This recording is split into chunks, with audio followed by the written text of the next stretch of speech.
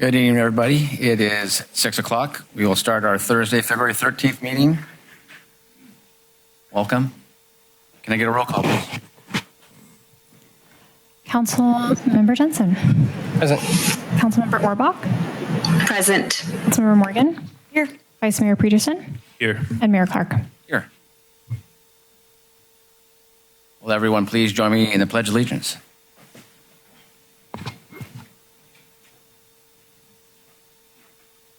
I pledge allegiance to the flag of the United States of America and to the republic for which it stands, one nation, under God, indivisible, with liberty and justice for all.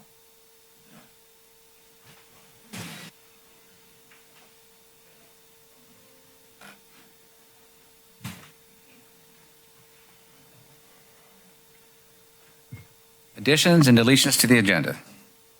Staff has proposed 2 changes to today's agenda. We circulated them in a revised agenda, but that would be taking items 9A and 9B and continuing them to the next regularly scheduled meeting on February 27th. Thank you. Presentations?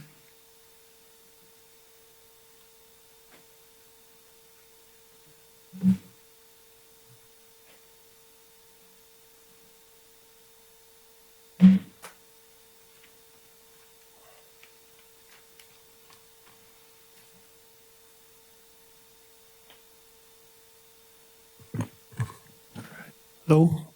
Good evening, Council. Tonight I'm here and excited to report on the successful completion of our newly renovated McGregor pump track.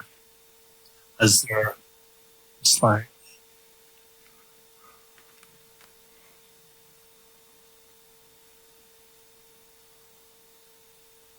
Great, thank you. This is an example of a community achievement made possible through collaboration across departments, a generous local foundation, and a dedication of a local contractor. First, I want to thank Mark and Michael Monty and their foundation for backing this project.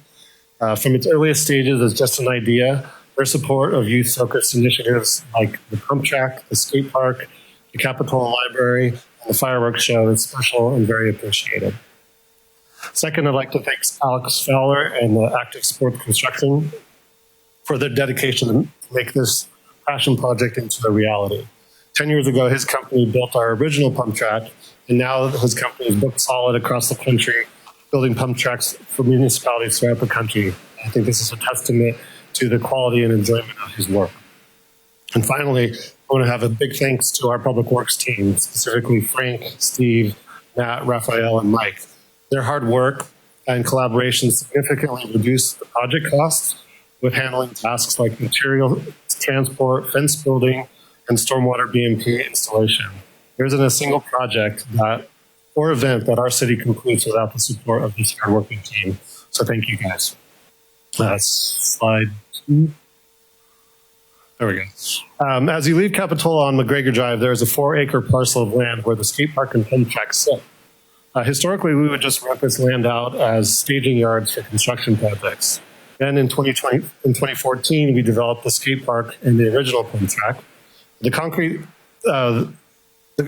skate park has held up well, but the dirt pump track slowly deteriorated, as most dirt tracks do. During a budget meeting in 2024, our city council and city manager had the courage to commit to fund this project with the backing from the Monty Foundation. This commitment, This commitment allowed our department to advertise and contract to have the project completed. Groundbreaking began in early November, and the project was completed with a grand opening party on December 14, 2024. Slide 4, please. So today, rain or shine, this area is used by kids and adults of all ages on bikes, skateboards, and scooters. Nick from Flow, which is a local organization that uses our facilities like the beach and the skate park for youth activities, expressed to me that he hasn't seen a space rally the community together in such a short period of time. What a gift. The only problem we have found, though, is it could have been bigger. And last slide, please. I want to personally thank on behalf of the Public Works, thank all of the departments listed here. And leave you with a teaser. This 4-acre parcel of land only has 1 acre developed. The only allowable use out there are trails. maybe a project for the future. In the meantime, I encourage all of you to find some wheels and come out and play at the Capitola track. Thank you.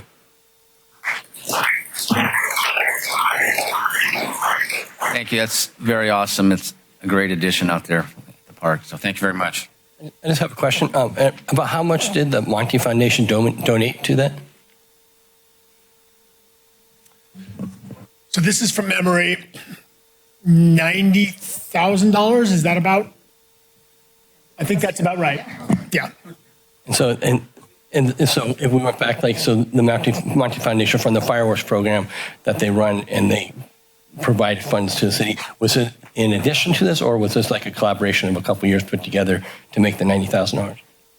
This was a couple of years put together. Okay, thank you. Do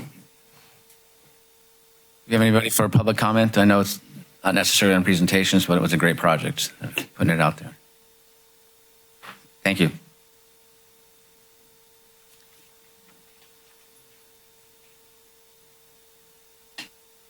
Now we have a report on closed session. Sorry, public comment? Oh, I'm sorry. I didn't see you coming up. Is this for the pump track? I'm sorry. Thank you.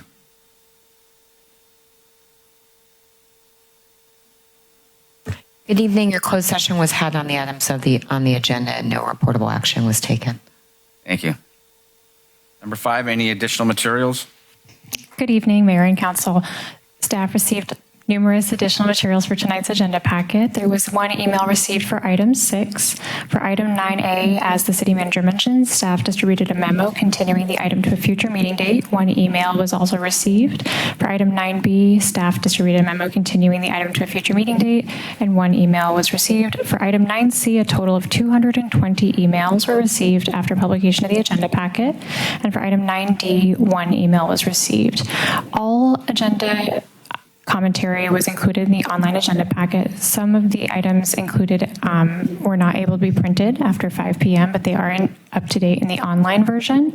The packet that's available for review in the back of the room is up to date up until 5 p.m., and all materials were forwarded to the City Council in advance of tonight's meeting. Thank you. That now brings us to oral communication by the public, members of the public. It's intended to speak on things not on the general agenda. Hi, my name is Goran Klapic. I play basketball at JC Park a lot, maybe 3-4 times a week. I have to tell you something. That's my personal opinion. I worked for a PD station overseas one time when I was in the Army. The legalization of marijuana is a big fata morgana, by the way.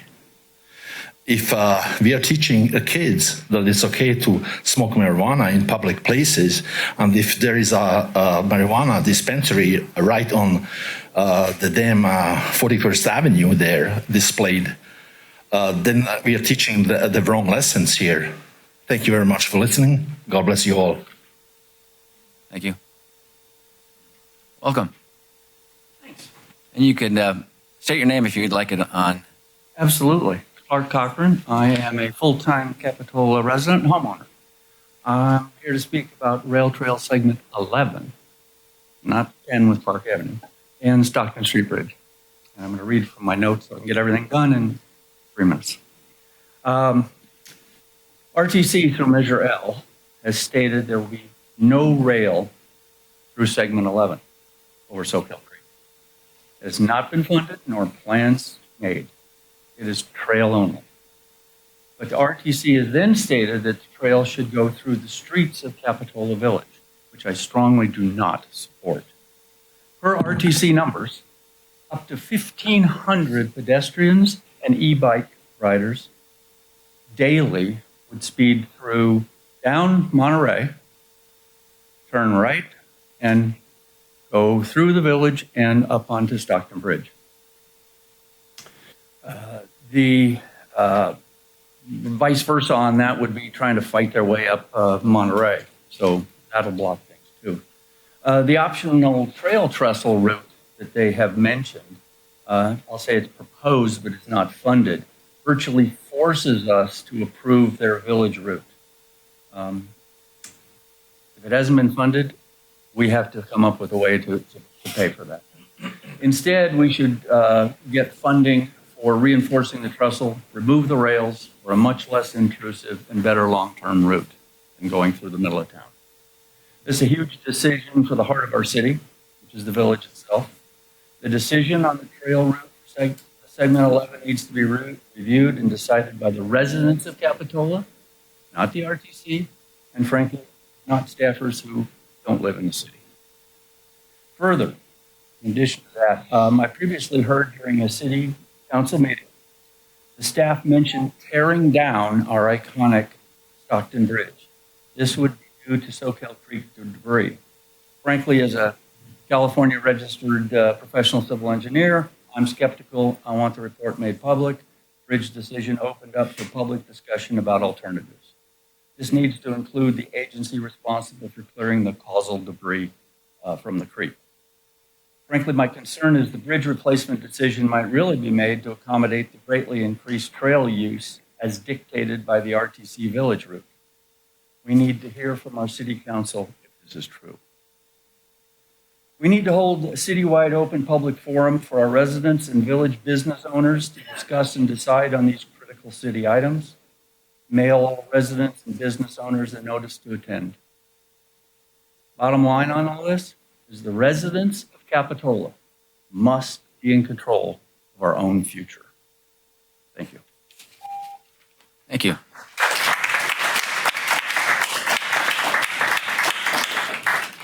If I could just remind everybody to hold their applauses. Thank you. Welcome. Good evening, Mayor Clark and the City Council. My name's Christine McBroom, a resident of Capitola. I received my survey for the strategic plan. I was excited to see that the city is getting back on track, creating a long-term vision for our community. I'm just wondering what has changed. Generally, when Capitola has created a strategic plan, they've created subcommittees or a subcommittee filled with community members. I'm hoping we're going to do this again. As I answered my survey, I also found the proposed mission statement lacked one thing, a comment about who the city serves. There was no mention about serving the Capitola residents. I'm asking to please review and revise the mission statement to include serving the needs of our Capitola residents. During our past election season, our community was asking for more transparency and more opportunities to work in conjunction with the city staff. I find the strategic plan the perfect opportunity to do so. Thank you for allowing me the time to speak. Thank you.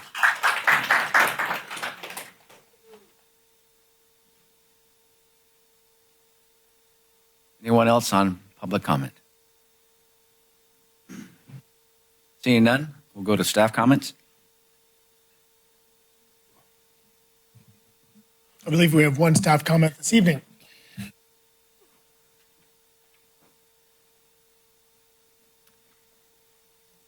Good evening, Mayor, council members. You may have noticed a recent installment of some public art on the corner of Wharf and Stockton.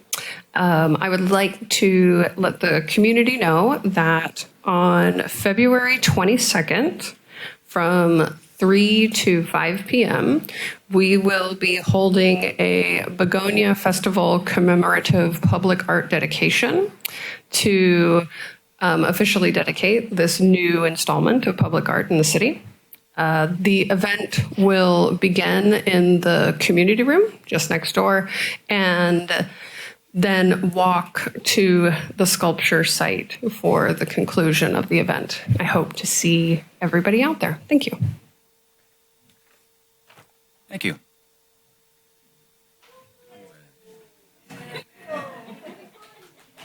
That'll bring us to city council comments. Thank you. First thing I'd like to do is just seems like over and over again, we'll be thanking our Public Works Department for their storm preparedness, and with the storm that just came through, just finishing off the tail end, appreciate their hard work. Matt and his crew always do an amazing job, and let's make sure when we see them out in public, let's make sure we personally thank them. The other thing is I attended today a BIA meeting on the request of our mayor, Joe Clark.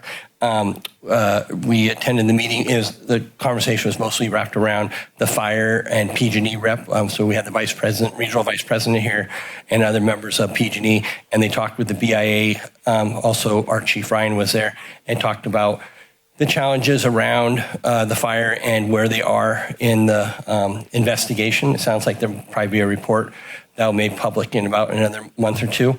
And I think some things coming out of that is working on communication with the surrounding areas, neighbors, and also the BIA that we'll be working on to make sure that when that report is finalized and everything is given out to everybody in the community. And that's all I have. Thank you. I was just going to comment on the begonia structure. I heard from many members of the public that they really appreciate it. A lot of people were surprised that it went up in one day, and they're like, how long has that been there? But yeah, so thank you, Parks and our Recreation Department and our Arts and Cultural Commission. I appreciate it. Our council member on Zoom.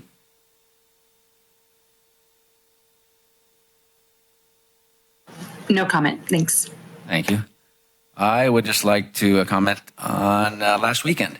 We had quite a few people out at the old Sears building. They had a skate park built inside of Sears, and it was a one-day event.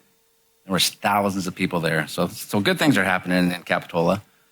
I haven't seen that many people on the Sears parking lot probably since 1985, but it was a great event. So kudos to the folks that put it on. They're local business owners here in Capitola. So great job. Love to see that. That brings us to item 8, consent items. I can move the consent items 8A and B. I'll second. Can I get a roll call, please? Councilmember Jensen? Aye. Councilmember Morgan? Aye. Councilmember Orbach? Aye. Vice Mayor Peterson? Aye. Mayor Clark? Aye.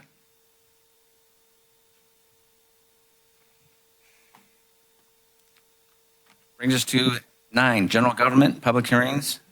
Item C, Park Avenue traffic calming improvements with coastal rail trail options. And let Mr. Councilman Peterson.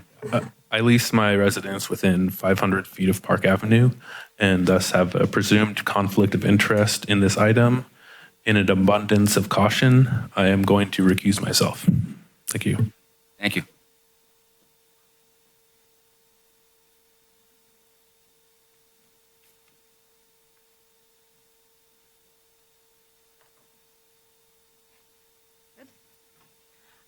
Good evening, Mayor and Council members. This evening, we are speaking about the Park Avenue calming improvements and coastal rail trail options along Park Avenue in the city of Capitola. Next slide, please. This presentation will be given by multiple staff members. This project has quite a bit of history, both from the city side and also from the side of the county and the RTC. So first, we're going to give you a bit of project history on Park Avenue, starting back in the most recent efforts to do some traffic calming and bike and ped safety in 2020, then have county and RTC staff give a presentation regarding the coastal rail trail and its alignment on Park Avenue, and then some options for moving forward. So with that, I'm going to turn it over to our project manager, Mr. Kailash Mazumdar. Thank you, Director Khan. Thank you, Council. And thank you to all the community members who have made comments and come out tonight. This is a very complex topic. As you can see tonight, it takes a lot of input from many departments and community members to help figure things out. Next slide, please. So here's some background to the project.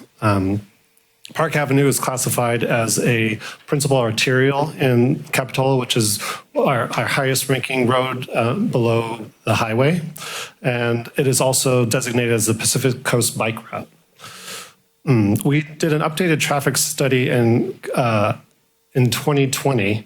And during the presentation of that traffic study, from council and from community, we were led to explore more options for traffic calming based off the speeds that were observed during those studies. That study is also valid for 7 years, so I think there were some questions about how long that can be in time for. Next slide, please. So here are the existing conditions. In 2019, the city completed the Park Avenue Sidewalk Project, which developed sidewalks from Coronado or Cabrillo to Monterey Avenue. With the development of that sidewalk project, we also narrowed the roadway down to 10.5 feet and established Class 2 bike lanes on both sides of the road. The narrower travel lanes were designed and selected to help with traffic calming at the time when that project was developed.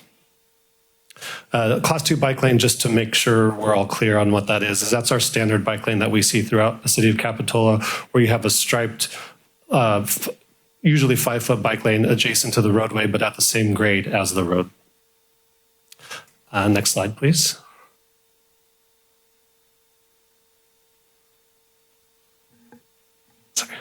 So Park Avenue, beyond the limits of the project from the sidewalk project in 2019, have some substantial sidewalk needs. There are deficient sections of sidewalk that are broken, cracked. There are sections that are still made of asphalt. And then there are sections there's this cantilevered section of sidewalk on that far end overlooking the ocean that is actually sloping towards away from the roadway, and it exceeds what your compliant ADA numbers would be there. The bike lane conditions also kind of vary. So when starting at Monterey and going out, because the roadway doesn't have a defined edge on that outer side, you often see debris and soil coming out into the bike lane. And so that bike lane will vary from, depending on the time of year, a couple feet up to 5 feet. And then there's a few sections that are a little wider. So it's a variable section of roadway for cyclists going outbound from the village. Next slide, please.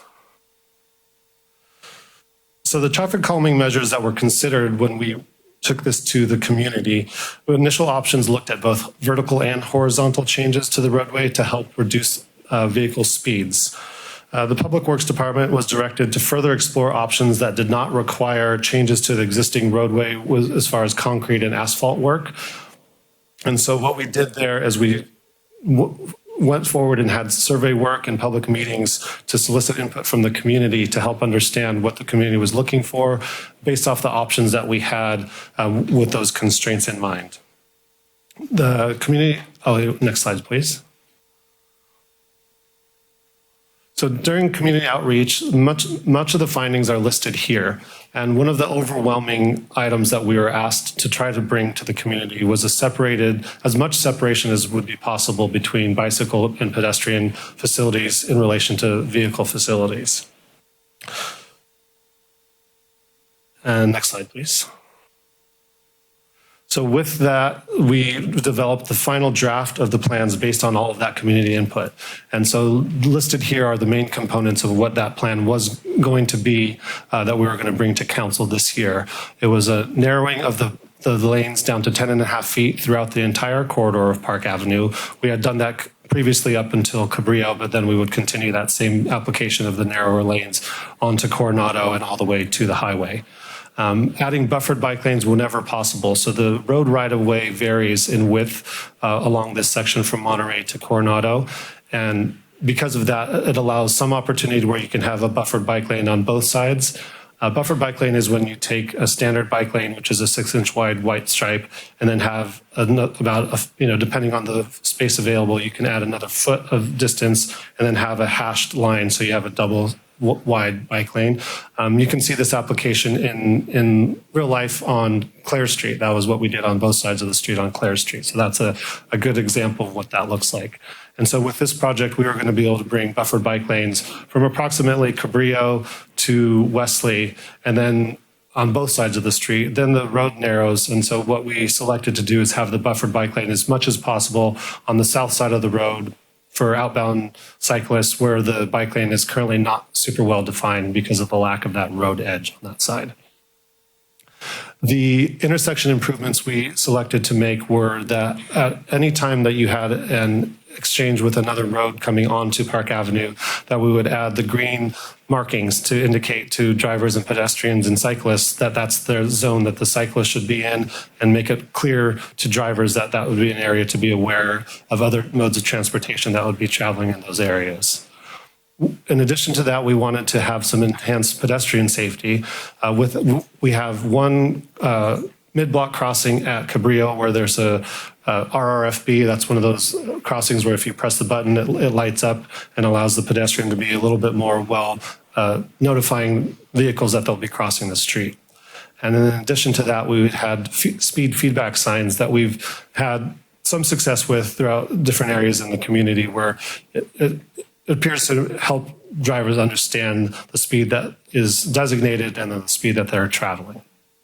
And so these were the draft and final draft components of the project that we were going to bring to council. And next slide, please.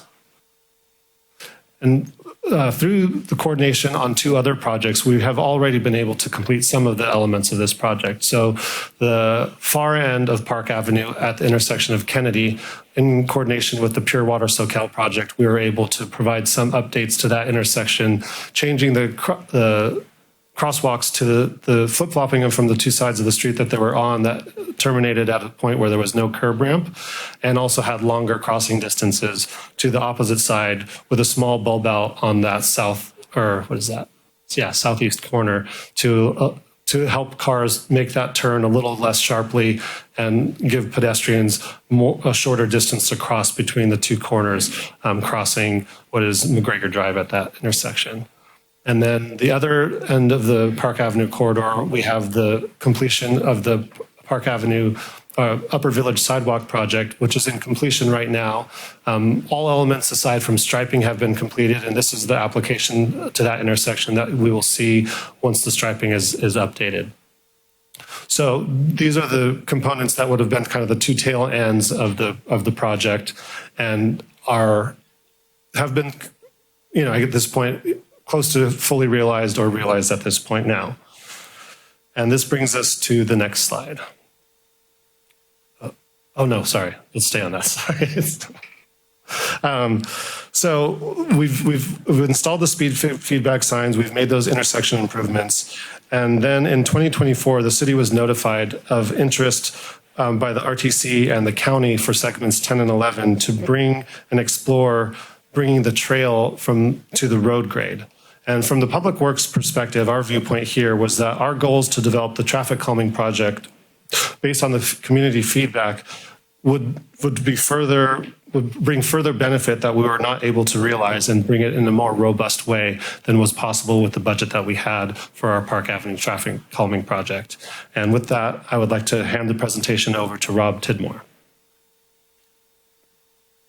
Thank you.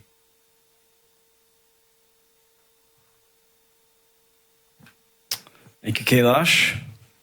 Good evening, Mayor, Vice Mayor, council members. My name is Rob Tidmore, and I work for the County of Santa Cruz, and I'm the project manager for the Coastal Rail Trail Segments 10 and 11 project.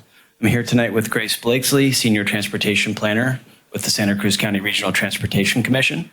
I'd just like to first thank staff for their support in getting this project to where we are today. This is a large, massive project that requires a lot of input and facilitation from everyone, and so that's greatly appreciated. The County of Santa Cruz is the lead agency for segments 10 and 11, and the project team has been working with the RTC and your staff over the past several years to develop the design and the environmental documents. Next slide, please. Thank you. Here's the outline for my presentation tonight. I'm going to start with a brief overview since there are new council members that may not be familiar with the project. I'll then discuss the Park Avenue alignment and design options and the factors that led the project team to propose this alignment change. I'll then provide an overview of the project's benefits and conclude with next steps. And after the presentation, I'd be happy to answer any questions that you have. Next slide, please. Now for a brief overview of the Coastal Rail Trail. Next slide. So a little bit of background and context. The Monterey Bay Sanctuary Scenic Trail, or MBSST, is a bicycle and pedestrian trail project that extends around the entire length of the Monterey Bay in Santa Cruz and Monterey counties and traverses the city of Capitola. The RTC led development of the trail master plan and identified a spine or a trail along the Santa Cruz branch rail line as the spine of the MBSST. This is the Coastal Rail Trail and is 32 miles long. The MBSST master plan was approved by all jurisdictions through which it traverses, including the city of Capitola, on April 9th, 2015. Next slide, please. This slide provides an overview of the Coastal Rail Trail project development. Areas in red indicate that the project is fully funded through construction, and areas in green have been completed. The segments 10 and 11 project that we're discussing tonight is shown in the middle of the screen, and it represents roughly 4.2 miles of the almost 18 miles of the rail trail that are funded and will connect people from Davenport to Aptos once built. Next slide, please. Now going to move into a focused overview of the segments 10 and 11 project. This is a map showing segment 10 in green, which starts at 17th Avenue and goes to 47th Avenue. The Capitola city limits are overlaid on the map for reference in dark gray. Segment 11, shown in purple, starts at 47th Avenue. Next slide. And passes through the city of Capitola and New Brighton State Beach before ending at State Park Drive. All told, segments 10 and 11 are 4.2 miles long. Next slide, please. This is a summary of the public outreach that we've conducted to date, which is appropriate given the magnitude and the impact of this project, and especially given the widespread public interest. We've held numerous public engagement events over the last several years in order to give the public an opportunity to understand the project and provide their input. And shown in bold there is the last previous presentations to the Capitola City Council in March 2023 and October 2023. Next slide, please. Actually, sorry, well, it doesn't matter. But just before moving on, I just want to acknowledge that there were a lot of written public comments for this item tonight that centered on the Capitola Trestle and how the trail is routed through the village. We're happy to answer council's questions about that topic, even though that is not what we're discussing tonight. The Capitola Trestle and the trail alignment through the village is a separate issue that was the focus of our presentation to City Council in October of 2023. The RTC and county can also return to the council at a later date for a focused discussion on the trestle and the zero emission passenger rail and trail project, which is related, should that be desired by the council. So as part of the preliminary design and environmental review process, the county developed an environmental impact report, or EIR, that analyzed the ultimate trail configuration shown on the screen, as well as several alternatives, including the interim trail configuration.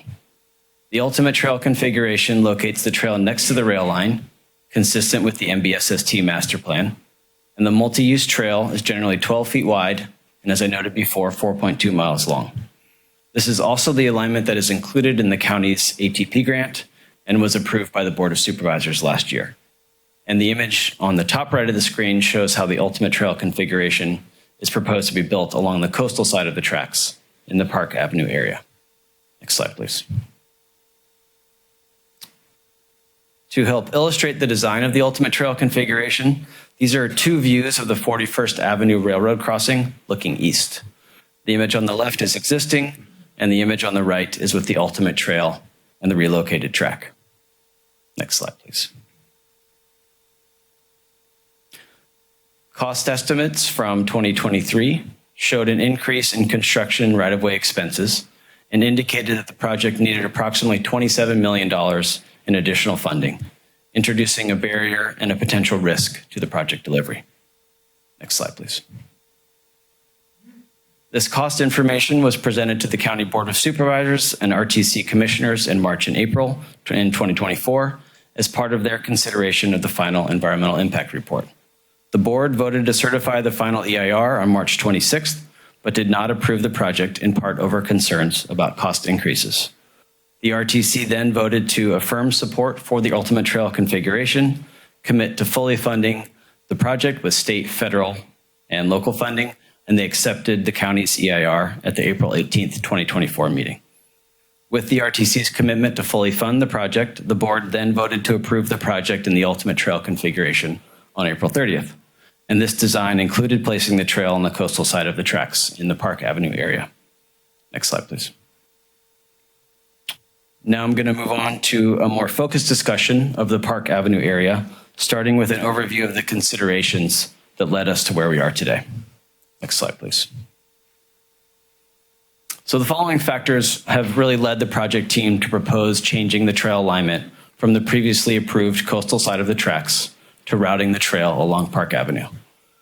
The first is cost. So in response to the significantly increased cost estimates, the RTC completed a value engineering and value analysis study for the project in June of 2024 to find ways to reduce project cost and ensure project delivery given the limited Measure D capacity. The VA study included a strategy to route the trail along the Park Avenue right-of-way because it is expected to save significant cost. The ability to save costs is the primary factor driving the proposal to route the trail along Park Avenue. Second factor is that routing the trail along the Park Avenue right-of-way provides a long-term solution that avoids potential conflicts with future passenger rail within the rail right-of-way and ensures that the trail remain a viable and continuous active transportation route. And finally, putting the trail along Park Avenue, as Kailash mentioned, provides an opportunity for the rail trail project to address the traffic calming project goals. It also provides better connectivity and access to the surrounding neighborhood. And I'm going to go into details on all of those things in the next few slides. Next slide. So due to the length of the Park Avenue area, it's easier to break it into halves. So I'm going to start by discussing the portion from Monterey to Grove. Next slide, please. So this is a slide showing an aerial view of the rail corridor and Park Avenue and depicts the previously approved coastal alignment of the trail. The existing tracks are shown by the dashed line in red, and the dashed line in yellow shows the currently approved alignment on the coastal side of the tracks. The original design analysis in 2022 explored options here for the trail, including the coastal, inland, and Park Avenue alignments, and the coastal alignment at the time was expected to minimize impacts to the Escalona Gulch Monarch site, shown in green. Next slide, please. So this slide shows details of the currently approved coastal alignment with the trail on the coastal side of the tracks.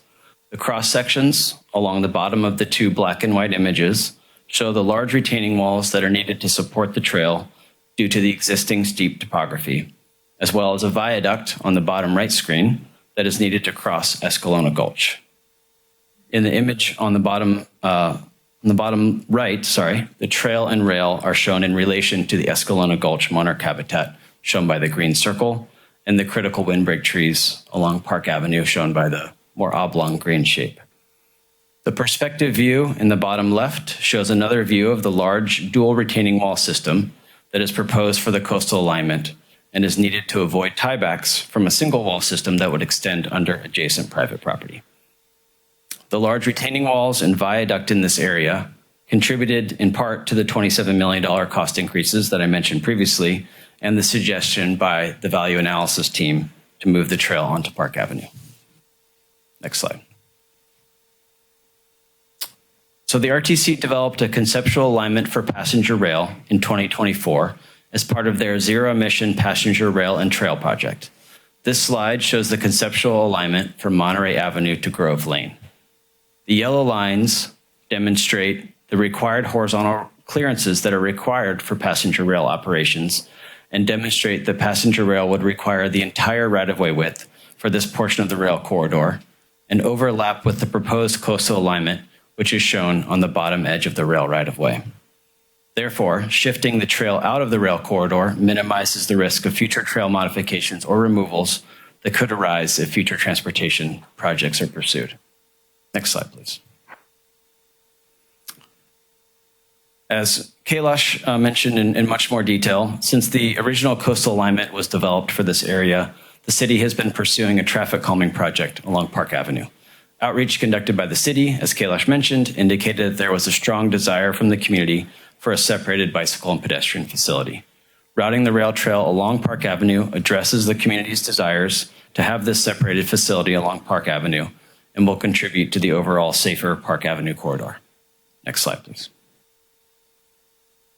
So to reduce cost, avoid conflict with the future future transportation options in the rail corridor, and to align with the safety measures proposed in the traffic calming project, county staff, the project team, and RTC staff recommend routing the trail along the southern edge of the Park Avenue right-of-way.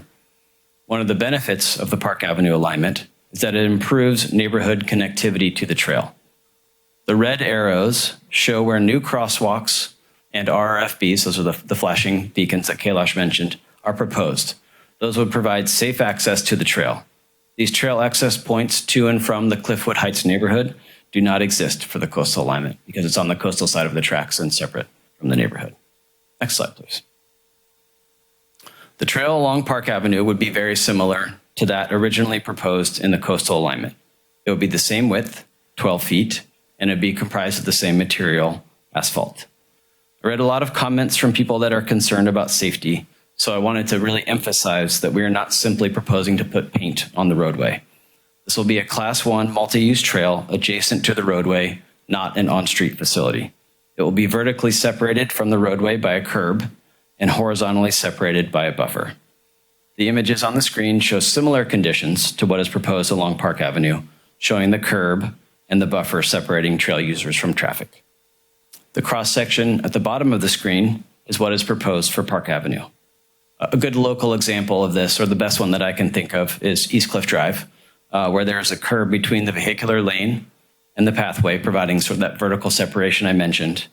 And just note that East Cliff is different in that it does not have that horizontal buffer between the roadway and the trail. Next slide, please. So these are plans showing the western half of the Monterey to Grove portion. Along the bottom of the drawing is a cross-section or cross-sections representing different conditions of the trail. As you can see, walls are still needed to support the trail due to adjacent topography, but to a lesser degree than that for the coastal alignment.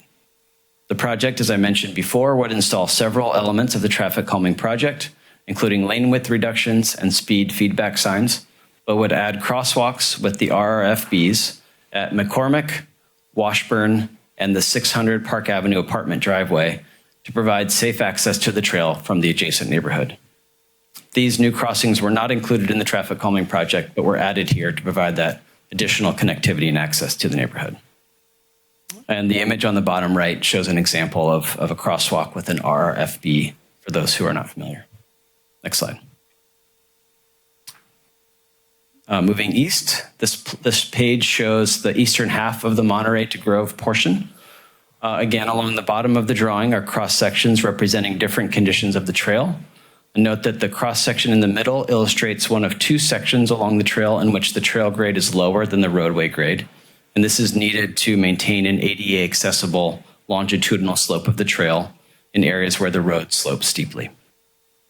The Park Avenue alignment moves the trail further away from the Escalona Gulch Monarch site, shown by the green circle, but requires removal of some of the eucalyptus trees along Park Avenue that function as critical windbreak for the monarch habitat, shown with the green oblong shape.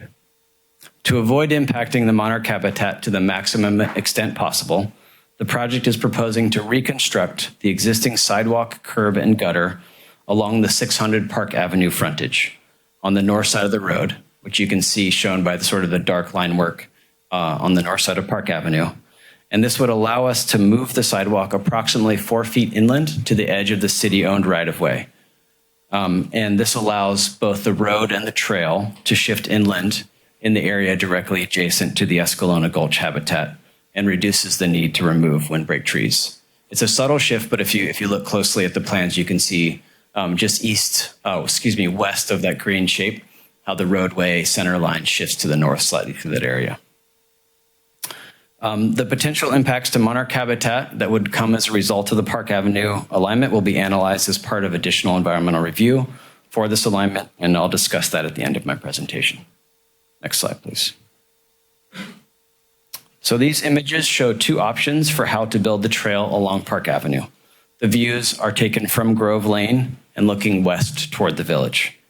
The Escalona Gulch Monarch site is on the left of the image, off screen. Option A, shown on top, preserves the inland bike lane to provide more flexibility for cyclists. Option B, on the bottom, maximizes use of the street right-of-way for the trail and shifts the southern edge of the trail inland. Critically, in the locations shown, it may allow for the preservation of additional windbreak trees along Park Avenue, thereby reducing potential impacts to the adjacent Escalona Gulch monarch habitat.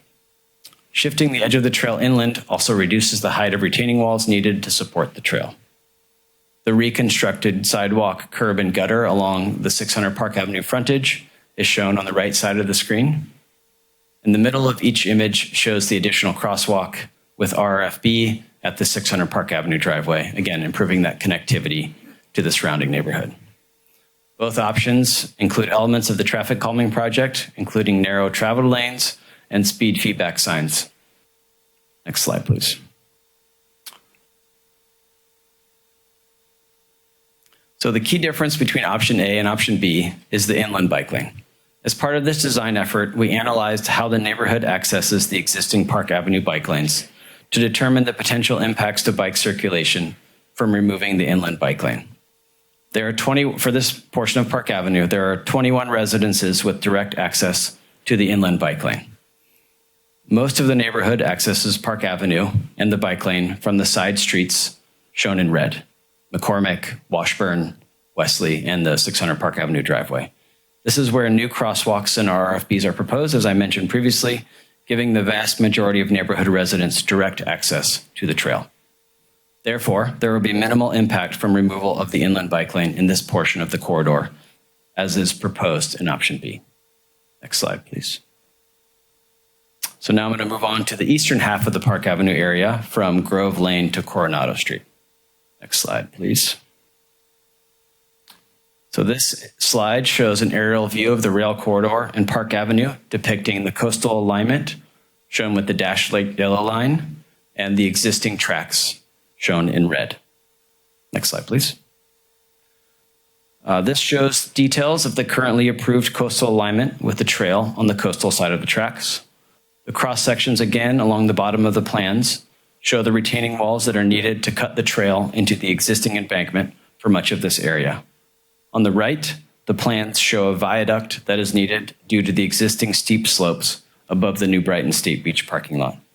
And again, the retaining walls and viaduct needed as part of this infrastructure are contributing to that previously mentioned $27 million cost estimate. Next slide, please. So to avoid the costs, similarly to the other portion of the corridor, avoid costs associated with retaining walls and the viaduct, and again, to align this with the safety measures proposed in the traffic calming project, the county staff, project team, and RTC staff are recommending routing the trail along the southern edge of the Park Avenue right-of-way in this portion of the corridor.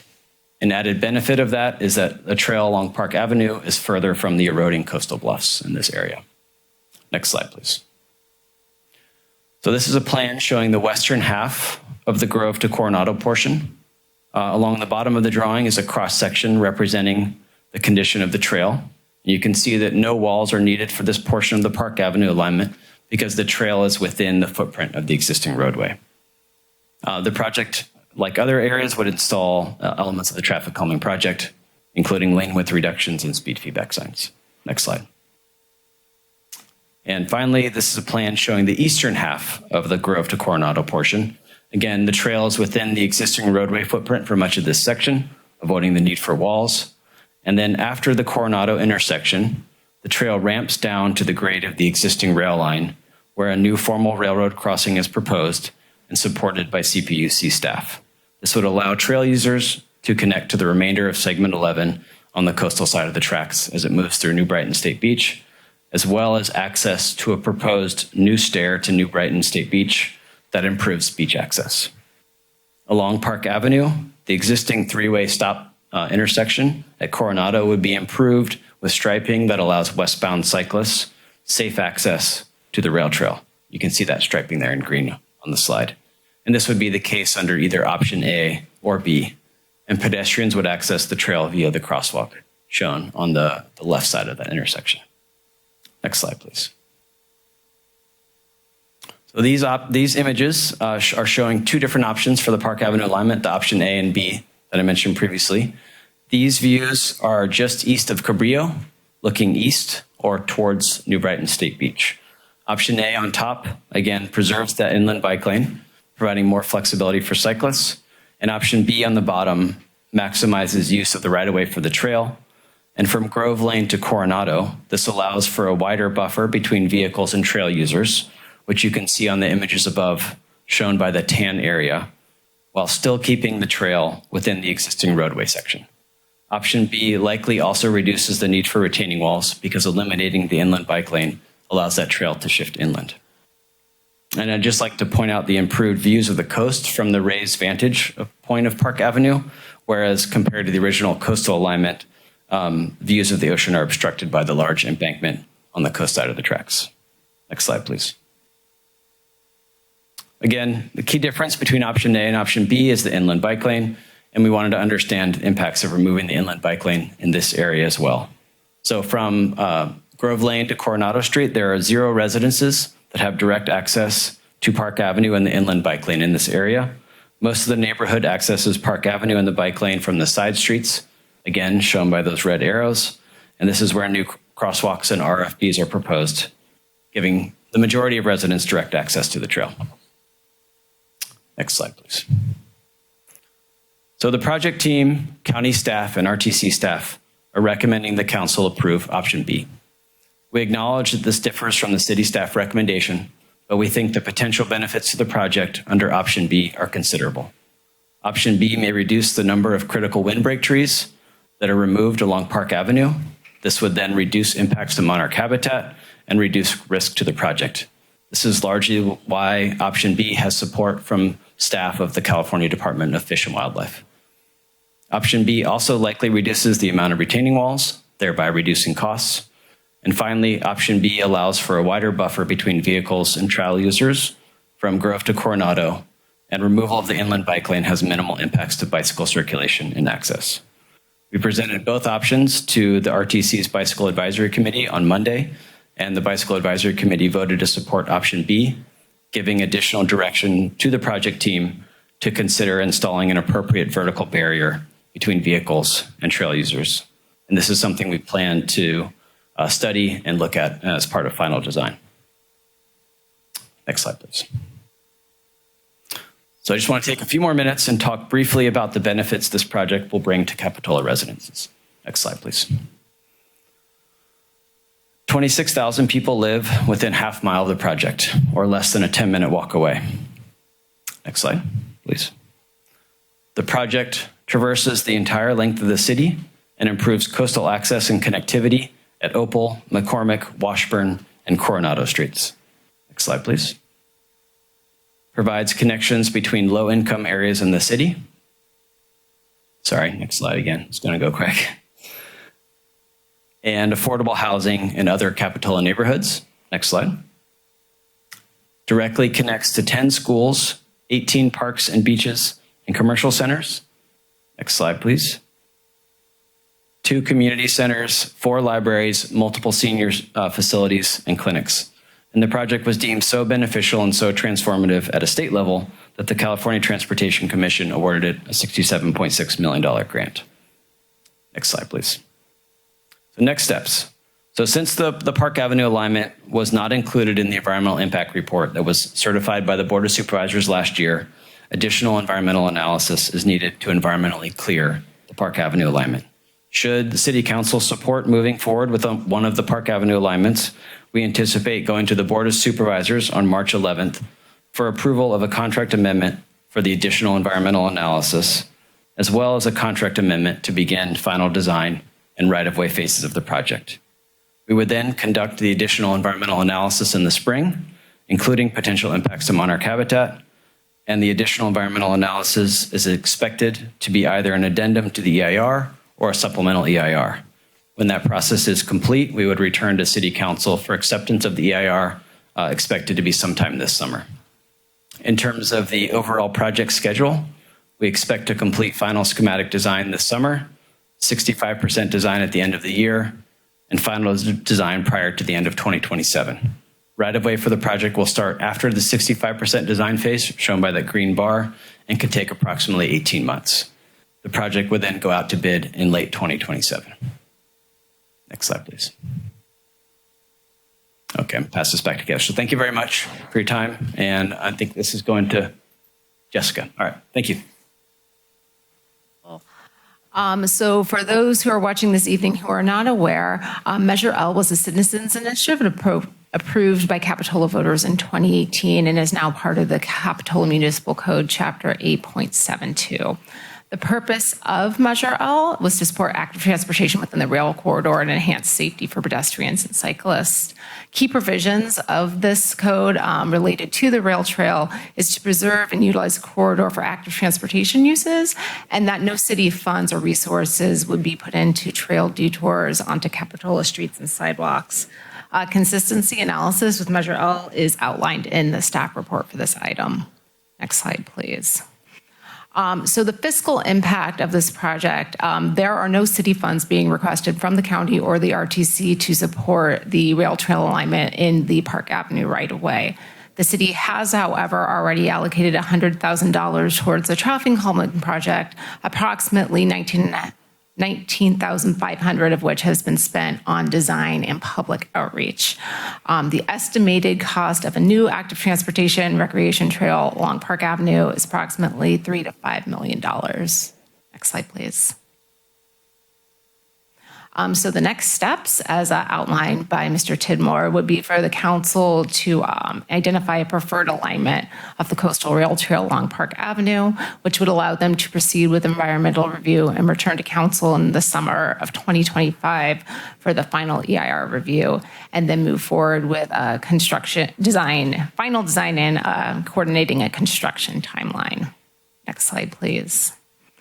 So the council the recommendation from city staff this evening is to approve the coastal rail trail and the Park Avenue right-of-way. Specifically, city staff recommends option A, that's retaining the bike lane from the freeway towards the village. While there are less residences affected, there is quite a bit of through bicycle traffic on that part of Park Avenue, which is why staff recommends keeping that option for more experienced cyclists. And then the RTC and county, as Mr. Tidmore explained, has a staff recommendation of option B to maximize the right-of-way, reduce costs, and reduce environmental impacts. Also, city staff recommends to defer any traffic calming project on Park Avenue. In the interim, there's approximately $80,000 left that was allocated towards this effort that could also be used for other street-related expenditures, as those are restricted road funds. And all staff is here and happy to answer any questions you may have.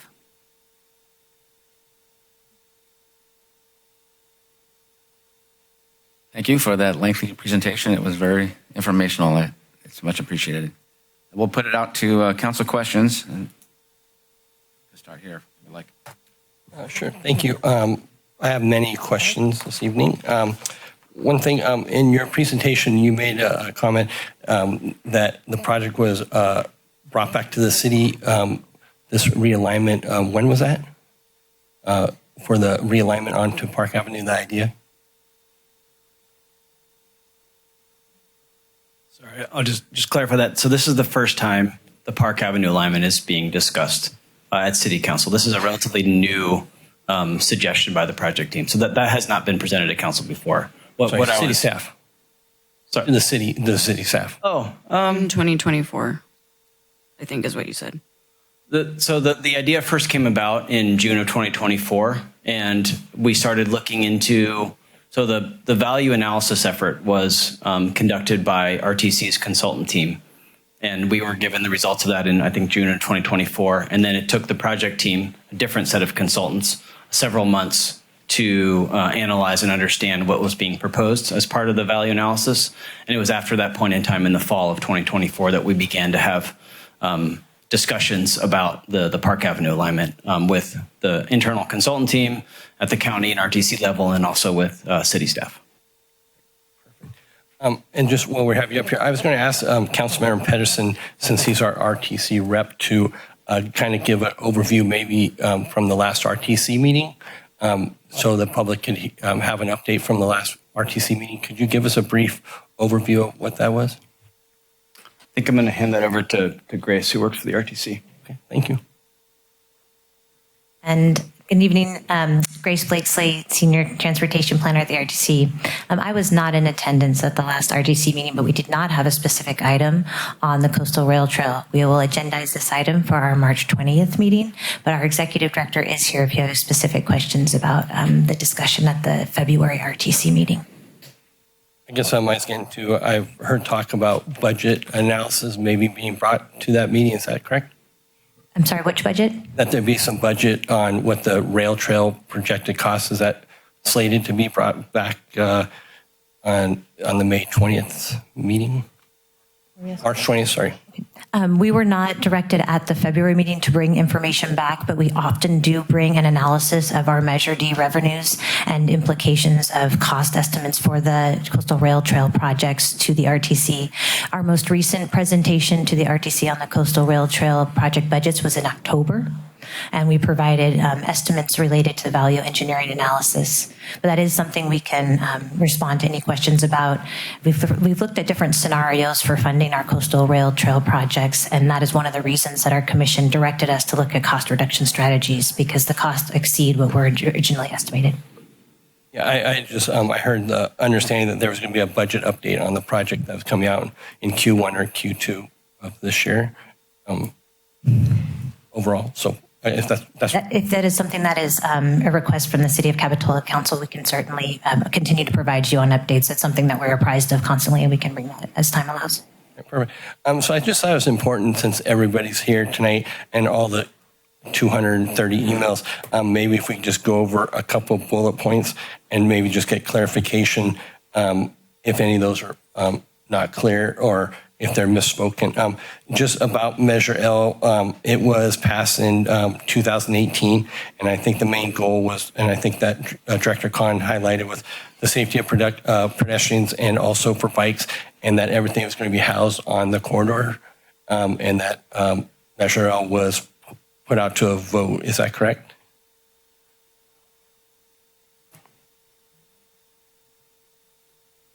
I can answer the question. It was put out to a vote. The other points, I need them repeated maybe. I was just trying to highlight the key parts of what Measure L, the intent was behind it.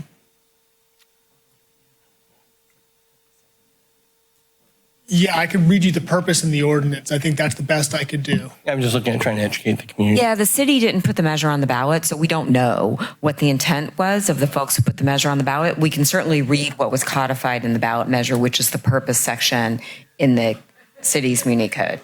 Folks, can you please keep it down? Everybody's got a lot of comments to make today. We've got some important stuff to do, so we need to all be able to hear. Thank you. Would you like us to do that? I just thought a summary, if you wouldn't mind, just as a refresher for everybody. So the purpose as listed in the citizens initiative that was approved in the ballot is, it is the purpose of this chapter to improve safety and reduce traffic by keeping the Monterey Bay Sanctuary Scenic Trail in the Santa Cruz Branch Trail Line corridor within the city of Capitola while protecting Capitola Trestle. All right. And then just, I guess, some highlights. There was a challenge by the city to have that ballot measure not put on the ballot. Is that correct? It is. Yes, that's correct. And that a judge ruled that not in either way, but just that it could stay on the ballot. Is that correct? That's right. The judge didn't rule on the substance of the challenge. The judge, like judges often do, rejected the challenge on the grounds that it was brought essentially before the measure was put on the ballot. Judges generally reject pre-election challenges. And the downside to that ruling was that they didn't find it favor the city, so that the city was responsible for those legal costs at that time. I wasn't the city attorney, but I assume that's correct. That is correct. And then wasn't it also reviewed by the Coastal Commission at the time? They didn't have objection to it going on the ballot? We received a letter from a staff person at the Coastal Commission, but not the commission itself. All right. And I apologize. These are just, I just think it's good for, since we have everybody here, to make sure we go over these. So, and then that measure passed by 2,526 votes. I think that was about 200 plus or minus over the whole, that it passed successfully. I think 52.8% or something like that. And then also that the highlight, I think, in that ordinance was that the language states that it could only be overturned by the will of the people. I think that was the final thing. I think that's in the ordinance, but that's also true of any ordinance. Anything that's put on the ballot by initiative can only be changed by initiative or by the council putting something on the ballot. And then I think it was important then to maybe review Measure D at the same time, so that everybody's on the same page, because it was a very confusing measure, even just for myself, understanding what a yes meant and what a no meant. It was very confusing. So with Measure D in 2022, a yes meant that you want a trail only, and with a trail, and then you want a trail with the option to have a train at a later date or rail at a later date, if I think I'm correct on that. And a no meant that you wanted to have a rail trail corridor.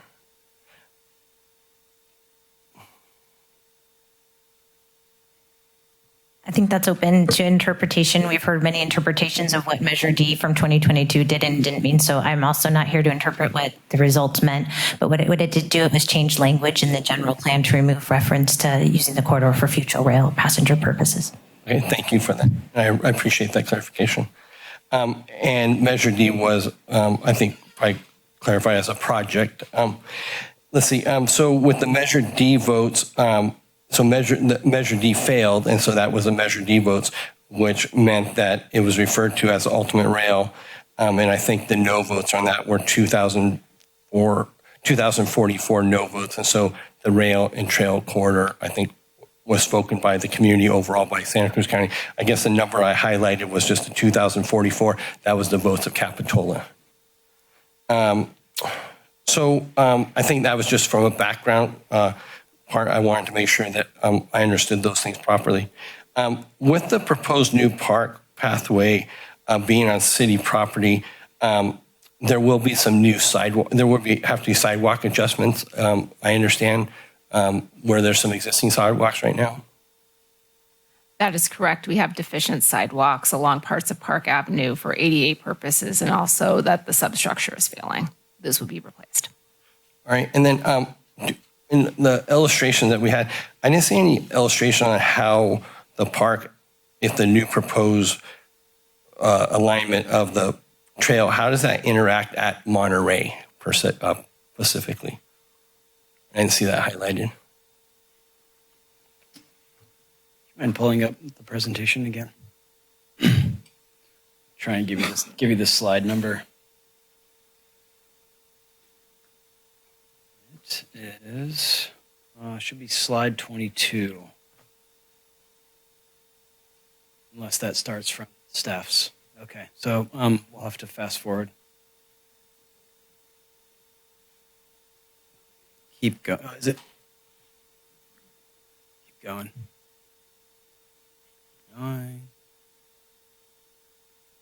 One more, I think. Yep, keep going. Right there. Yep, go back one, please.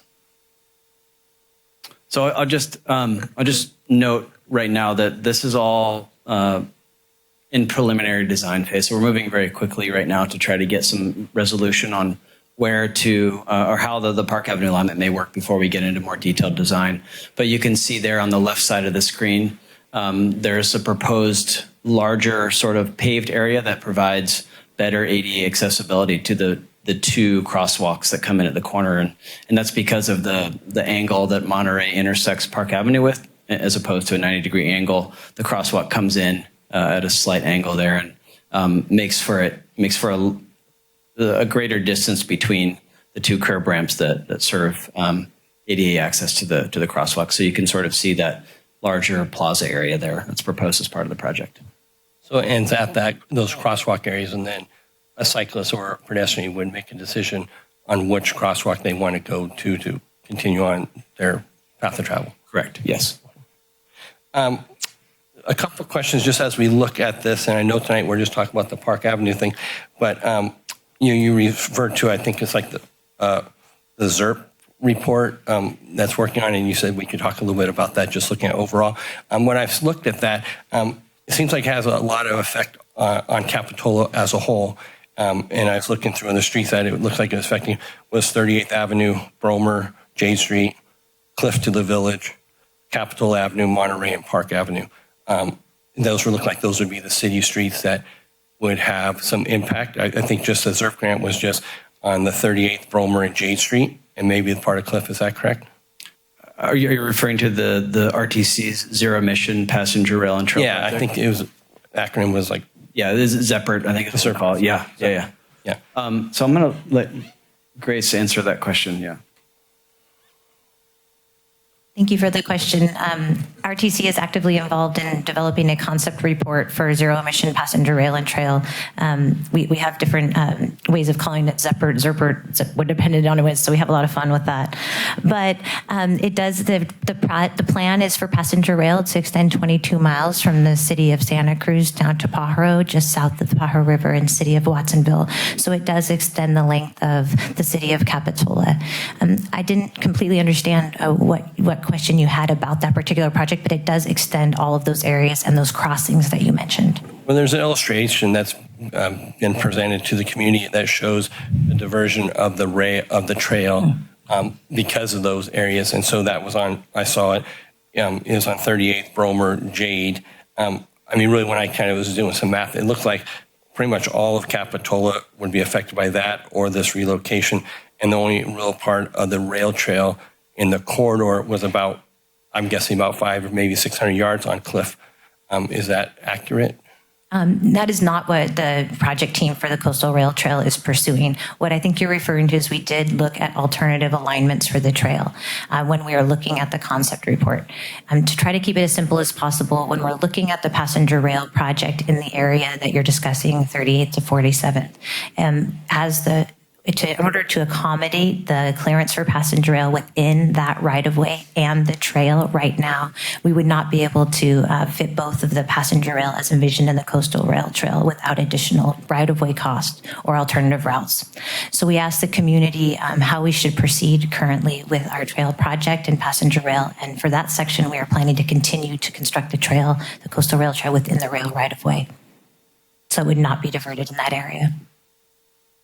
Okay, so the illustration, that I've seen on Bromer and Jade, that wouldn't be, or? That is not what we're planning to pursue at this time. We will be returning to the Regional Transportation Commission with those options, and that would not be the recommendation from the trail project team. That's fabulous. Great. And then one last question, I guess, to staff, and then I'll be done. We have heard about some projected project on the Stockton Bridge, and I know there's been some comments made about having that widened for a trail. I mean, for a trail or for bike pedestrian. Is the intent behind the Stockton Bridge? Is it regarding mitigation issues with backup and the condition of the bridge, or is it regarding having it a wider pathway for a trail or pedestrian? So in the last state budget cycle, the city received $500,000 sponsored by Senator Laird to investigate and also mitigate debris accumulation on the Stockton Bridge. So there's in-bridge piers where debris historically has gotten caught both on our bridge and previously on upstream bridges that causes flooding. So the money is from the Department of Water Resources for flooding purposes. We did a feasibility study that was presented to the council, I want to say in October of last year. And the recommendation was to pursue replacement of the bridge to have a free span bridge, so to not have those piers where debris could get caught on them. As part of replacing the bridge, we would recommend to do some widening to accommodate bike and pedestrian activity, both for ADA purposes, but just for, it doesn't accommodate the traffic that's on the bridge currently. If you traverse the bridge, you can see that there are quite a bit of conflicts of pedestrians going both ways and also bicycles with vehicular traffic. Perfect. Thank you for that. And those are all the questions I have at this time. Thank you. Morgan. Yeah, thank you. Thank you for the presentation. I think it was really informative, and I'm so glad to see that as many of you showed up tonight to receive the information as well. I was wondering if we could clarify, you mentioned something about the ATP grant, the funding for that. Does that expire? Is that why this seems to be presented to us so far in advance of now then also having to seek out a separate EIR not until summer?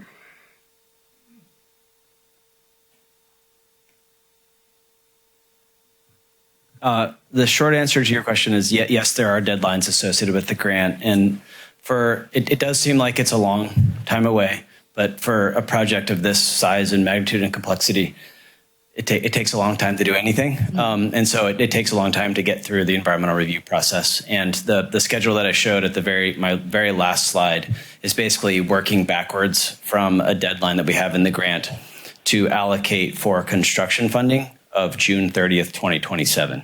And in order to allocate for construction funding, you have to have completed final design and you have to have your right-of-way certified for the project. And we're expecting that the right-of-way certification is going to be the longest lead item in the critical path. And so to get to a completed right-of-way certification, we need to get to a certain level of design about 18 months prior to that final construction allocation. And to do that, we have to figure out where the trail is going to go and do the environmental review for it. So yes, I understand it does seem like it's a long way away. We have plenty of time, but we're working very furiously to meet that deadline. Thank you. Then I guess another question would be from Grove Lane down towards Coronado. It does seem like there might possibly be room to have a larger buffer from the actual vehicular traffic and the trail. So I didn't know if there was any thought of where we can utilize space pushing back further from the street, if that's a possibility, if that's been thought about, just because people are worried about safety and things like that.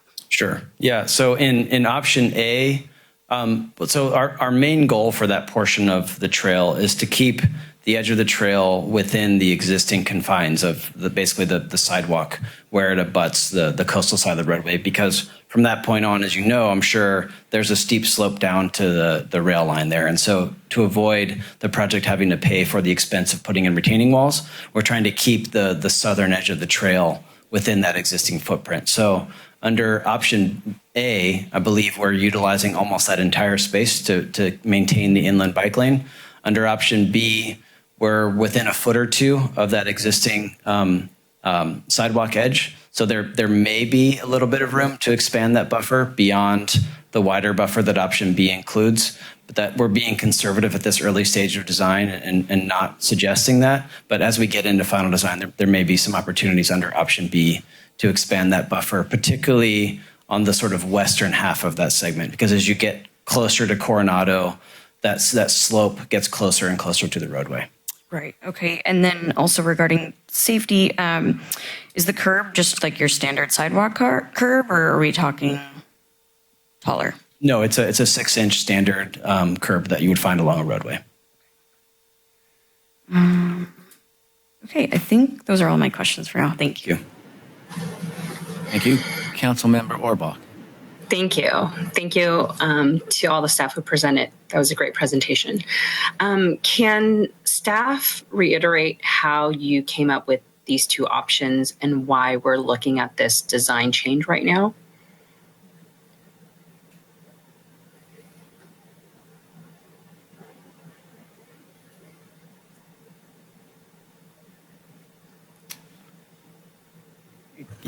So I just want to clarify what your question is. Are you asking why we got to specifically option A and option B, or why we're looking at the Park Avenue alignment in general?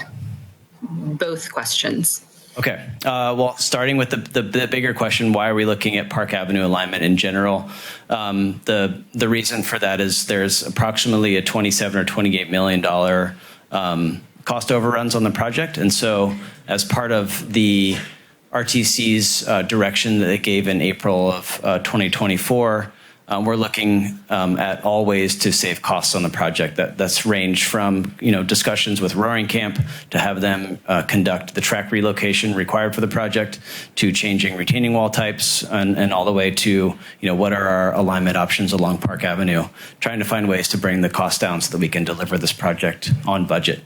And then specifically on how we got to option A and option B, that was done through coordination with city staff, thinking about, what does the traffic calming project propose? What are our options for narrowing lane widths? And what are our options for, working with the existing bike lane infrastructure on the roadway, understanding that, the goal with either of the options was to reduce impacts to the windbreak trees along Park Avenue that protect the monarch butterfly habitat, as well as trying to keep the trail as far to the north as possible, as far inland as possible, to avoid both the environmental impacts and the cost of retaining walls. Does that answer your question? Yes, absolutely. Thank you. What happens if the city council does not take action tonight? What are the risks of not moving forward with this? Yeah, good question. So I think as Councilmember Morgan asked, it does seem like we're a long way away from deadlines, but given the complexity and the steps needed to move things forward, we are tight on our deadline here. I mean, the critical path of the project shows we're just going to barely meet the June 30th, 2027 deadline for construction allocation. And specifically, the next steps after this meeting tonight will be going to the Board of Supervisors on March 11th to request an amendment to the consultant contract to start work on this environmental analysis that would be required for Park Avenue. So if we don't have a decision tonight, we can't go to the board on March 11th to start that whole environmental analysis process. So we'd be looking at a delay to the project. And again, given the size and magnitude and complexity of this project, any sort of delay to the project in a sort of closely coordinated and orchestrated schedule just introduces project risk. So the risk is there would be no project. Well, yes. Well, we would be having to request an extension to our grant deadline, and those are not guaranteed. How much will this cost the city of Capitola? There is no cost to the city of Capitola. Okay. So I understand there's a $80,000 budgeted for Park Ave traffic calming for the traffic calming project. What's going to happen to that money? So assuming that council directs us not to move forward with any improvements on Park Avenue, those are restricted funds, so they could go to any roadway project or bike or pedestrian project in the city. Great. I think it's really important that we use taxpayer dollars wisely. Can you explain how this may or may not save money for our community, this project? I can start, I think. So, in terms of the coastal rail trail and the impacts to the project budget, I think you saw in the presentation that the previously approved coastal alignment, there's a lot of very large, very expensive infrastructure required for that alignment. There's 2 viaducts, one along Escalona Gulch and one above the steep slopes above the New Brighton State Beach parking lot.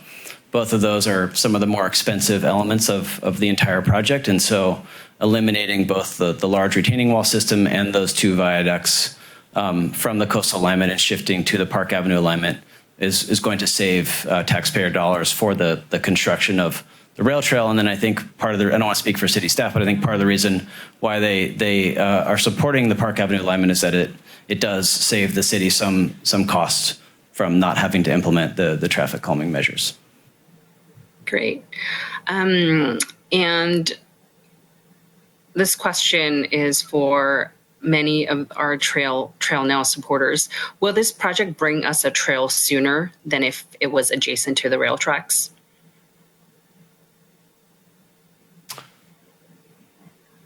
So there's the question, would the Park Avenue alignment bring give us a trail in this sooner than if it was adjacent to the tracks? In the coastal alignment? Mm-hmm. Yeah, well, in the sense that this increases project deliverability because it eliminates some of our budget issues that we've been facing, and money of this magnitude is very hard to come by. I think it certainly increases the risk that we'll be able to deliver the project on time and on budget. Can we use the funds for the Coastal Rail Trail project and use it for a trail-only project? In terms of implementing the interim trail? Mm-hmm. So there's a whole slew of actions that would be needed to move forward with the interim trail. I think the first and the largest would be that the RTC would have to vote to rail bank the corridor. And then my understanding of that whole process is there's has not been to this date the political will to vote to rail bank the corridor on the commission. And want to answer any more? Yeah, okay. Do you know the cost difference between option A and option B? We don't yet. As I mentioned before, we're still very early in the design process, moving quickly to try to get some resolution here. So we don't have cost estimates for either of those 2 options. Thank you. And this question is for our staff. Considering how much this project costs, how realistic would it be for the city to budget a project of this scale? Can we afford this, to do this on our own?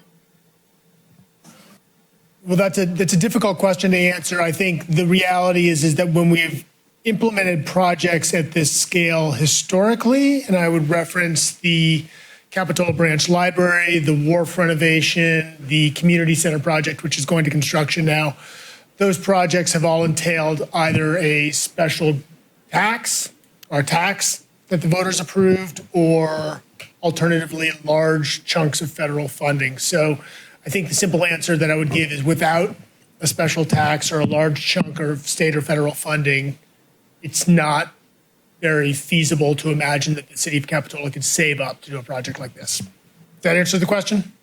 Yes, thank you.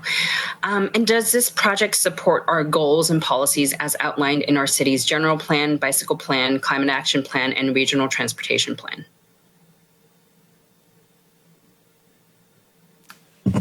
I think a lot of different plans the city has developed over the years talk about encouraging active transportation. So in that sense, I do think that this project is consistent with the goals of encouraging active transportation.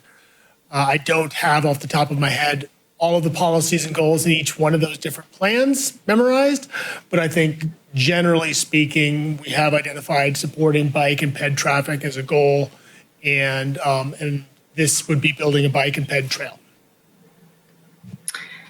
Thank you. Those are all my questions. Thank you. It's almost 7:30. We're going to get to public comment next, but I think we're going to take a 3-minute break. Joe, I have one additional question. Sure, go right ahead. Thank you. Could you one question about what the cost is to the city for the Park Avenue adjustment? You said there's zero cost to the city. What's the cost for the ultimate trail to the city of Capitola? Also zero. Thank you. Yeah. Right, thank you. All right, we'll be on a quick recess.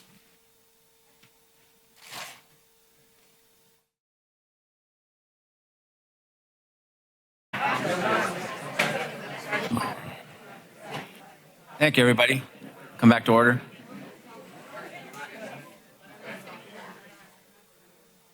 Just a reminder, I know several people will want to talk. It's a big issue for us here in Capitola, but remember, keep our applauses down. We want to make this welcoming for everybody here on all sides of the issue. So keep our applauses down. We'll start public comment up to 3 minutes. There you go. Thank you. Welcome.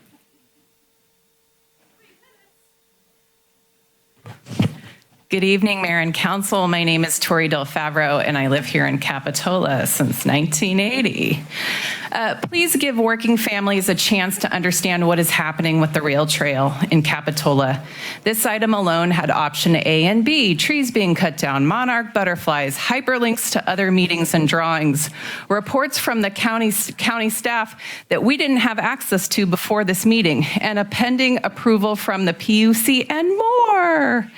Reading this staff report was like a huge homework assignment and a gut punch. If the city is not going to follow what the voters passed with Measure L, just own it. Please don't wordsmith something just looking for a workaround. Can we do the same with codes? Lean into the dictionary definition of one word and spin it to work in our favor. What does this teach our kids? Please postpone this item. County staff just mentioned that a lot of this might be new to council. This is a big nut.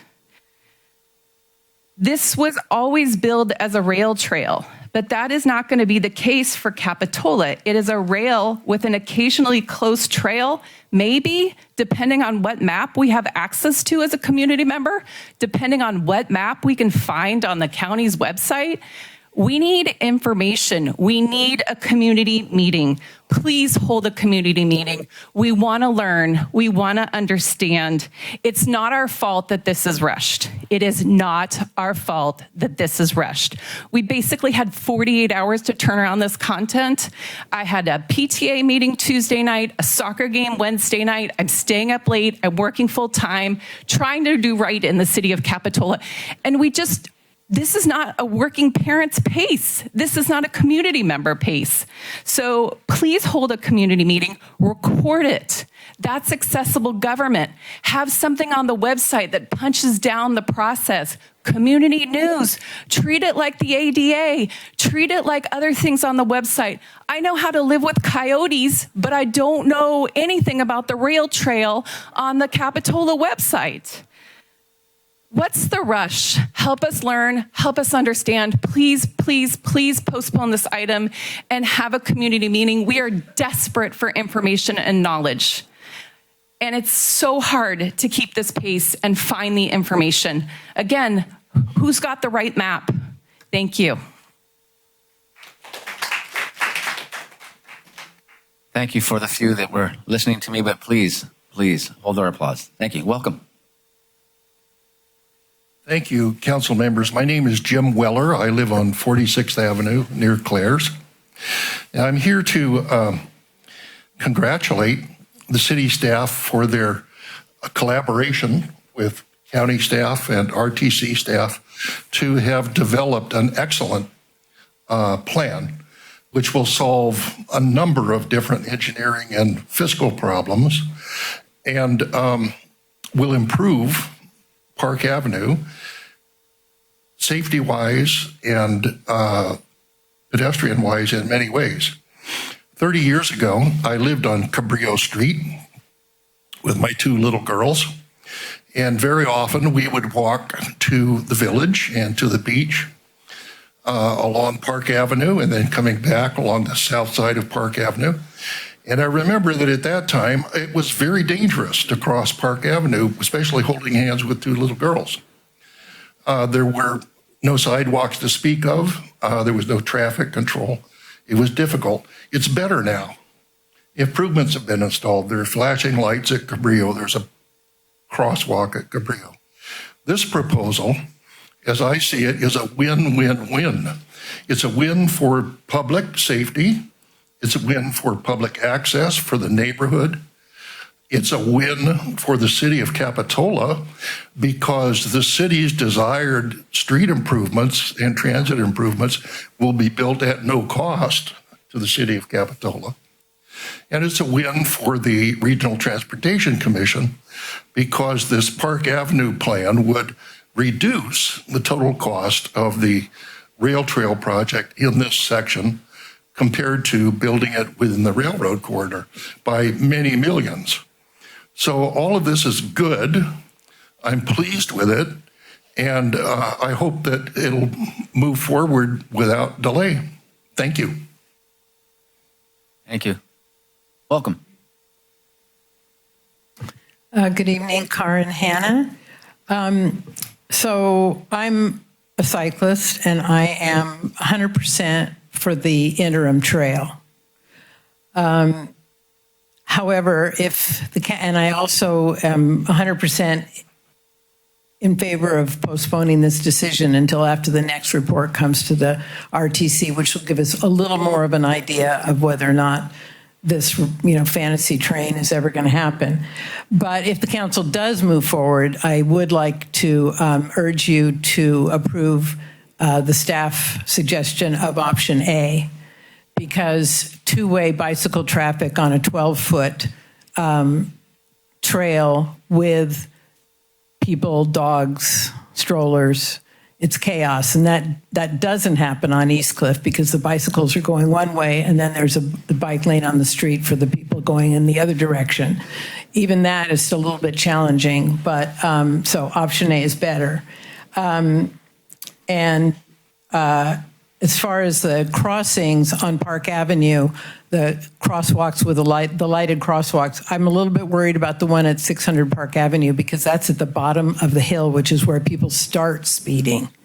And even with the lights, and a lot of people don't push those buttons and don't use those lights, and the numbskulls that are out there in all black, you don't see them, and they think they're protected by that paint on the road to walk in front of a car, and they're not. So I would really look closely at that. And there's just a lot of aspects of this that don't feel like Capitola's maybe had as much input as they would like to. And for the train people, you're constantly referring to the federal funding and the state funding that we're getting, but I would recommend that they better check with Elon Musk before they count on that federal funding. I think it's all going away, and I think we're going to end up with our interim trail. And if we get our interim trail, I hate to say it, but if we've already got the sidewalk on improved and under this plan on Park Avenue, and then ultimately we get our interim trail, we'll have two good trails for people to use, for people who are going a short distance or people who are going a long distance. So there is a small win-win for Capitola in doing this Park Avenue project now. I understand there's some big downsides, but I think it could help us get to ultimately to the interim trail anyway. So thank you. Thank you. Welcome. My name is Roxanne, and I live in Capitola. I live in a mobile home park that is being impacted by the RTC on encroachments. There's 24 of us. There's 3 homes, including mine, that they want to remove or cut off the back of the house. Mine is 11 feet. They want to take 17 feet of the land to do this trail and tracks. So I've asked Grace to come out and introduce herself to 24 people that are affected by this in segment 9. And you had mentioned earlier about there's what's going on 38th. Well, there's huge amount of stuff going on 38th. I've mentioned it to the supervisors. I've written all the way up. I'm ready to hit federal about this because there is no place to move. I've tried to deal with the owners. City Capitola had bought this land on 38th Avenue from a nonprofit in LA, and I'm getting no answers from him. So it's kind of, 23 of us are in a quagmire here on what to do.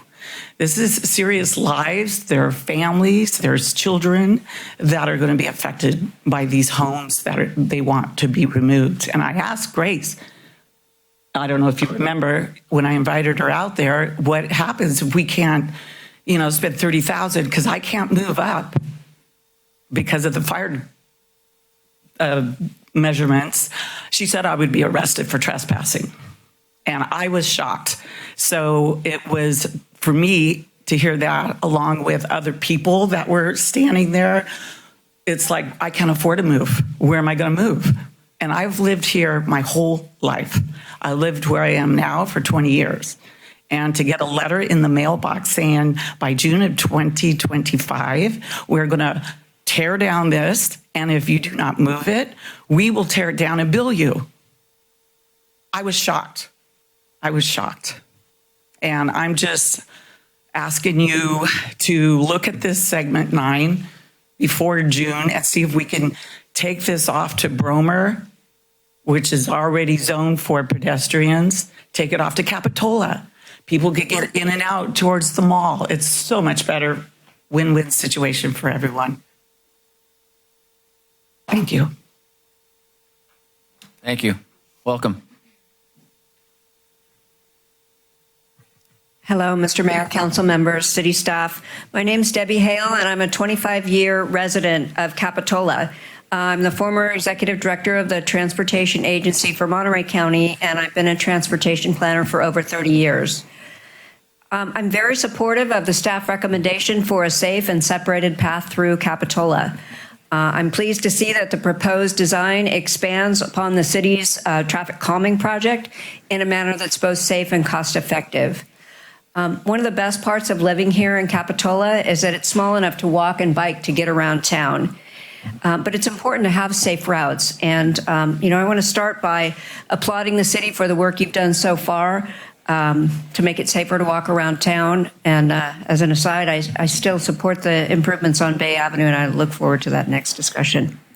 But there's still parts that need improvements. It's treacherous to walk from downtown to New Brighton State Beach. My parents used to live on Balboa, and they'd tell me how they'd walk down Park Avenue, go have a couple drinks, and walk back home, and it scared the heck out of me because that's a really fast-moving traffic area, and the pedestrians share the bike lane with the bicyclists. As a bicyclist, I don't feel safe having to share Park Avenue with the pedestrians. If they don't have a safe path, if there's gaps in the sidewalk or there's no path on the ocean side, I have to move into the traffic lane, which isn't safe for either one of us.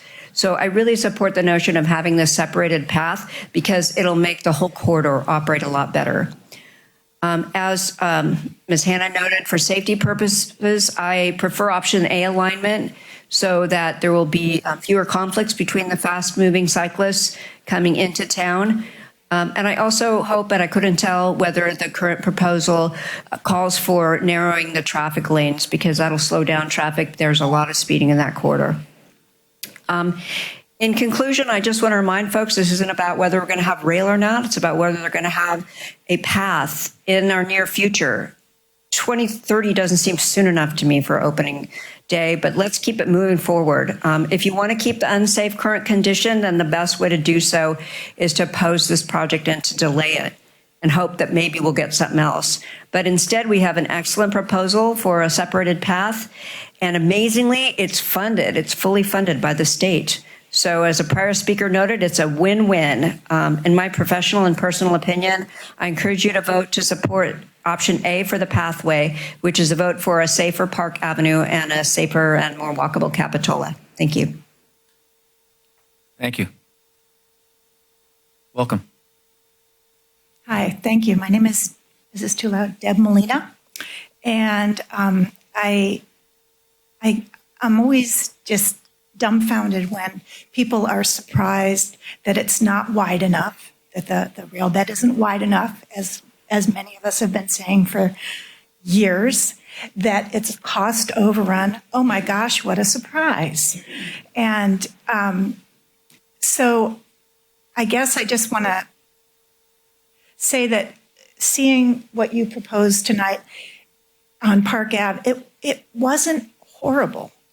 It wasn't horrible, but it will only work if we don't divert down into Capitola and all along the roads. We need to be safe. And what you showed us was safe, but we need to make sure the rest of it is also safe. Let's get us onto the trestle. Let's just not go down through Capitola. Busy people are looking every which way on their phones and, at their beautiful view. So anyways, thank you. Thank you. Welcome. Big mic. Hi, my name's Elizabeth Bertrand. I'm a Capitola citizen for 27 years, and I served on the Environmental Commission for the City of Capitola. I would like to ask you to please simply delay this by 24 business days. That's not a lot, 24 business days. The $9.2 million study by the RTC will be released then in 24 business days.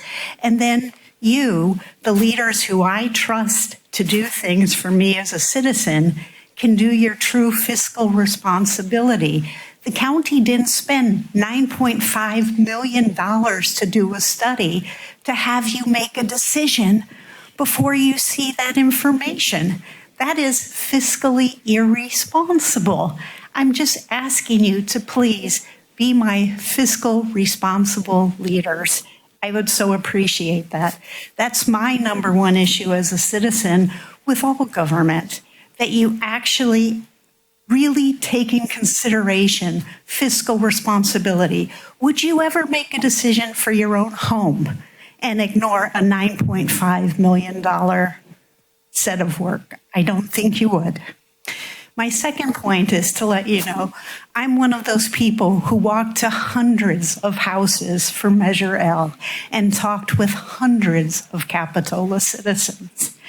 And we all believed when we were doing Measure L that we were improving safety and reducing traffic by keeping the trail on the corridor.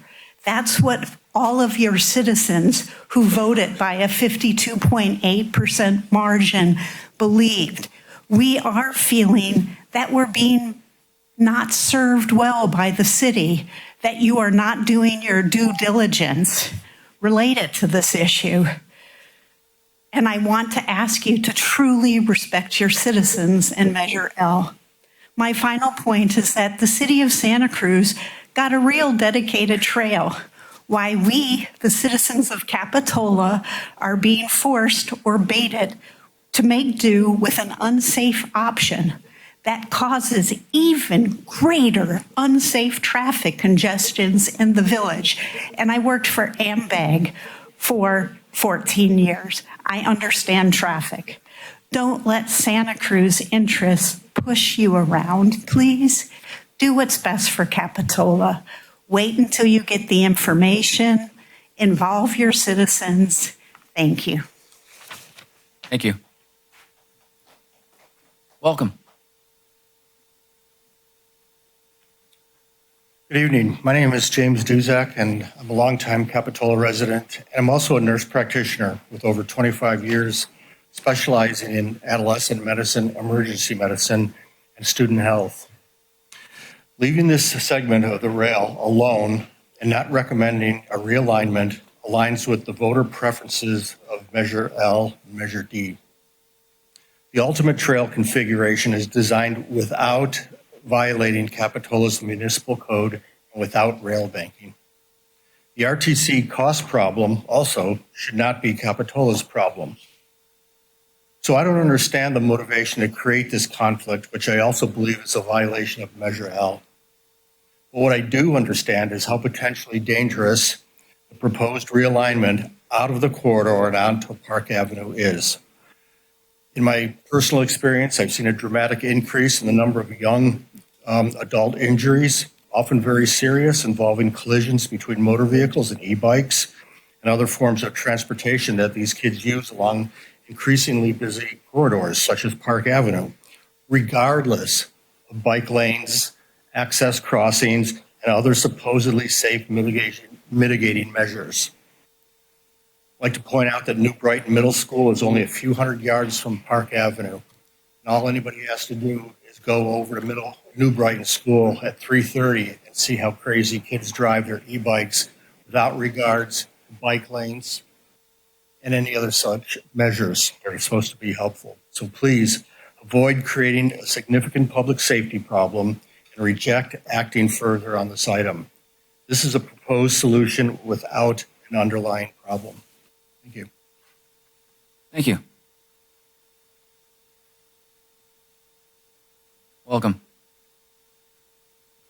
Good evening, Mayor and Council members. Leslie Nielsen, longtime Capitola resident.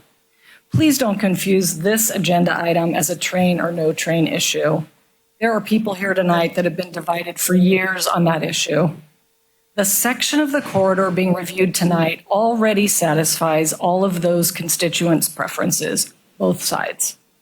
The ultimate trail configuration supported by Fort and by the city in the past is currently in the plan. The current plan does not remove or rail bank the tracks. The rail is protected. The trail is designed to parallel the tracks safely in the corridor. Train people are all tucked in, bike and pedestrian people are all tucked in on this section of the corridor, right? Stop dividing us with a proposed solution where there is no problem other than an RTC budget problem. And I get the longer term perspective of the whole trail and the different permutations and the elephant in the room. But why do we have to be the poster child in Capitola on this segment to create something unsafe? It doesn't make sense to me. Why the city manager chose to put this item on the agenda at all is perplexing. Staff should not be promoting the violation of Measure L and putting you in a position to violate your oath of office. There is runway ahead to do things the right way. Don't let the city manager or city attorney convince you that violating Measure L is not problematic. This is not a Capitola problem. It is a county RTC cost problem.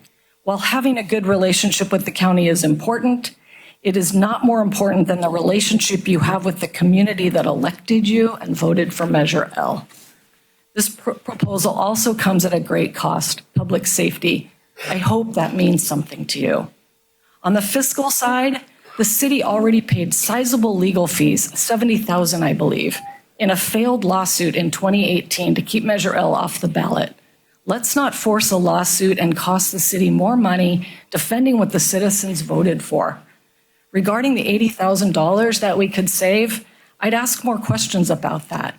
It's in the budget and it's allocated. It's a lot of money, and I understand that, and cost savings are great for a small city. However, your motivation should not be to save that for the city, given that it is budgeted in a restricted fund, by the way, which I think the staff report indicated could be moved to the general fund. I'm not sure that's accurate.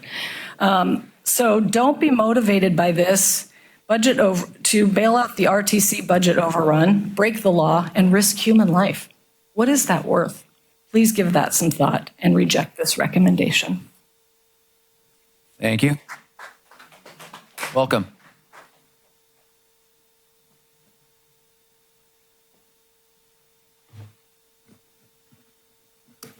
Thank you, council members. My name is Lonnie Faulkner, and I'm representing Equity Transit, and we support the new staff proposal, moving the rail trail from the cliff side along the rail line to the inland side along the tracks along Park Avenue. I want to extend our appreciation to Rod Tidmore and his team for working on behalf of the community to both maintain optimal safety and save us money and time. The new proposed alignments A and B are better because the 12-foot wide proposed trail will be fully separated by a minimal 3-foot barrier and is raised and completely separated from traffic. The cliff sides are a risk for deterioration, and building the trail on the ocean side is far more costly and will take significantly more time and result in more costs over time in maintaining that trail, given the complex deterioration patterns. The new proposed location means safer trails sooner. The new trail gives access to the neighborhoods and better protects the monarch habitat. We approve the staff recommendations, either A or B, which do not go against Measure L, but give an extra thumbs up for option A, as this provides an additional bike lane for cyclists going north and further reduces lane width. Speeding directly translates into deadly and serious crashes, and our community has some of the highest death and serious injury rates in the state of California. Narrow lane widths in tandem with well-designed, visually significant infrastructure serve to calm speeding traffic. On a personal level, my family lives about 2 miles from Capitola Village, and I've lived in this community for over 27 years. We bike frequently from our home through Capitola Village, enjoying lunch in the village and to Aptos along Monterey and Park Avenue. This newly proposed fully protected trail option is a superior proposal. As a family of cyclists, we fully support the staff's proposals and support a future passenger rail. I don't see timing here, sorry. How many more? 1 minute left. Thank you.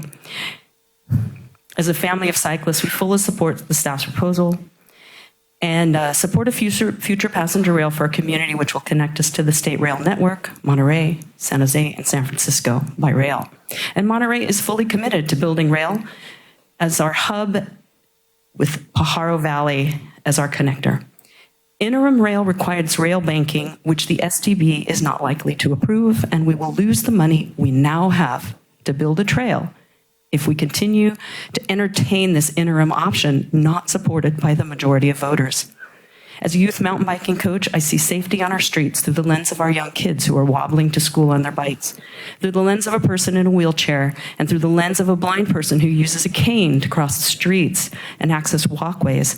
And only if our infrastructure is well designed will our streets be safe for all community members. Thank you. Thank you. Welcome. Thank you. I'm Mike. My wife and I are residents, homeowners, and registered voters in Capitola. Our attorneys sent you a letter on Wednesday, and I believe Julia gave you paper copies tonight. So I'll keep this short. First, the city of Capitola is currently in violation of Measure L, as codified in the Capitola Municipal Code, Chapter 8.72. Second, Staff's proposal in Agenda Item 9C is also in violation of Measure L as codified in the Capitola Municipal Code, Chapter 8.72. In the staff report, city staff correctly acknowledges the validity and enforceability of Measure L. Thank you for doing that. However, city staff misinterpret the plain and unambiguous language and express purpose of Measure L in several important respects, which our attorneys outline in their letter. We expect the city of Capitola to fully comply with all limits set forth in Measure L and codified in Capitola Municipal Code, Chapter 8.72. The proposal in Agenda Item 9C and the violation of Measure L is an issue for the city of Capitola and its residents. It's not a regional issue. It's not a county issue. It's not an RTC issue. It's not a Santa Cruz issue. It's not an Aptos issue. It's not a Watsonville issue. It's an issue for the city of Capitola and its residents. We, the citizens of Capitola, will hold you accountable if you continue to violate this section of the Capitola Municipal Code. Thank you. Excuse me, folks. Please limit. We don't want to see like we're siding one way or the other. We want to let everybody have their chance to speak. I'd appreciate it. Thank you. Welcome. Good evening, and thank you all for being here. I'm Terry Thomas, and we are 50-plus year residents on Park Avenue. Please don't decide the fate of Park Avenue until the RTC study comes out March 20th or whenever, and the public has a chance to respond. Then, whether the cost proves unrealistic or not, nobody will have to cut down all of the trees along Park Avenue to build a big, wide, redundant trail path. Does the RTC have the right to cut down all of the trees between Park Avenue and the railroad tracks before Escalona Gulch as shown on the plans without public input? As far as the Park Avenue traffic calming is concerned, the residents are begging you to put in your budget plans 4 speed tables like the ones on Clare Street, 2 in each direction in front of the 2 driveway areas along Park Avenue, plus 2 ticketing machines to help slow the traffic, since the police rarely ticket here. If they did, they could earn enough money to pay for these sorely needed items, and then they wouldn't have to ticket anymore. As far as Park Avenue traffic is concerned, isn't this supposed to be an informational meeting? That's what I understood when we received the orange card in the mail on Saturday, which really didn't give you 10 days to respond properly. And since I'm here, I'm also going to say that the trestle should be used for the trail, since it's not subject to rail banking and the tracks must be removed anyway. That would eliminate the need to funnel traffic through the already congested village. Thank you. Thank you. Welcome. Hello, Brian Peoples, Trail Now. We're a local organization supported by thousands of locals, been around for over a decade. I myself actually first got involved with the RTC over 25 years ago. I have a background, I'm an engineer, so I have a great knowledge about what's going on. And I'll just give you a little history. 4 years ago, actually Sarah here presented a proposal to rail bank and convert the Capitola trestle into a trail for $7 million. Your previous politicians did not support it, and we would have had a trail already. A couple months after that, Guy Preston, who was former executive director of the RTC, proposed, let's continue to move forward with rail banking and the interim trail. He's an expert on it, and he said it's the fastest way to get it done. His last meeting that he was at in November of 2023, it came up again. What's the fastest way to get the trail? To go through the rail banking process. What these guys are proposing now is going to delay it even more. They've built 1 mile of a trail in a decade. They spend $25 million per mile. It's twice as much for a 12-foot wide trail as it is to widen the highway. Is that sensible use of our dollars? They're not being honest with you when they tell you that they have to rush this through. We've actually spoken to the CTC, Lori Walters, who's the administrator of the grant. So what you're proposing here is actually could vulnerably not pass and meet that requirement. You should wait until the March 20th date when you just got a couple more decisions to be made on how best to use this. Look what segment 7B is over by the wharf. It's a disaster. It's an environmental disaster. They got retaining walls. It's millions over budgets. It's years late. They're coming down here and they're doing the same thing to you. It's going to be an embarrassing trail. It's not even a trail. It's more of a sidewalk. So, yeah, we're asking you, just pause. Take a little moment. They're not being truthful when they tell you that we have to do this now because we have to meet the CTC requirement on the deadline. That's not being truthful. They didn't come here and give you specific deadlines. They said, oh, we got to schedule the meet. So we ask you, let's just pause it a little bit. Let's wait and see how things turn out. Thank you. Thank you.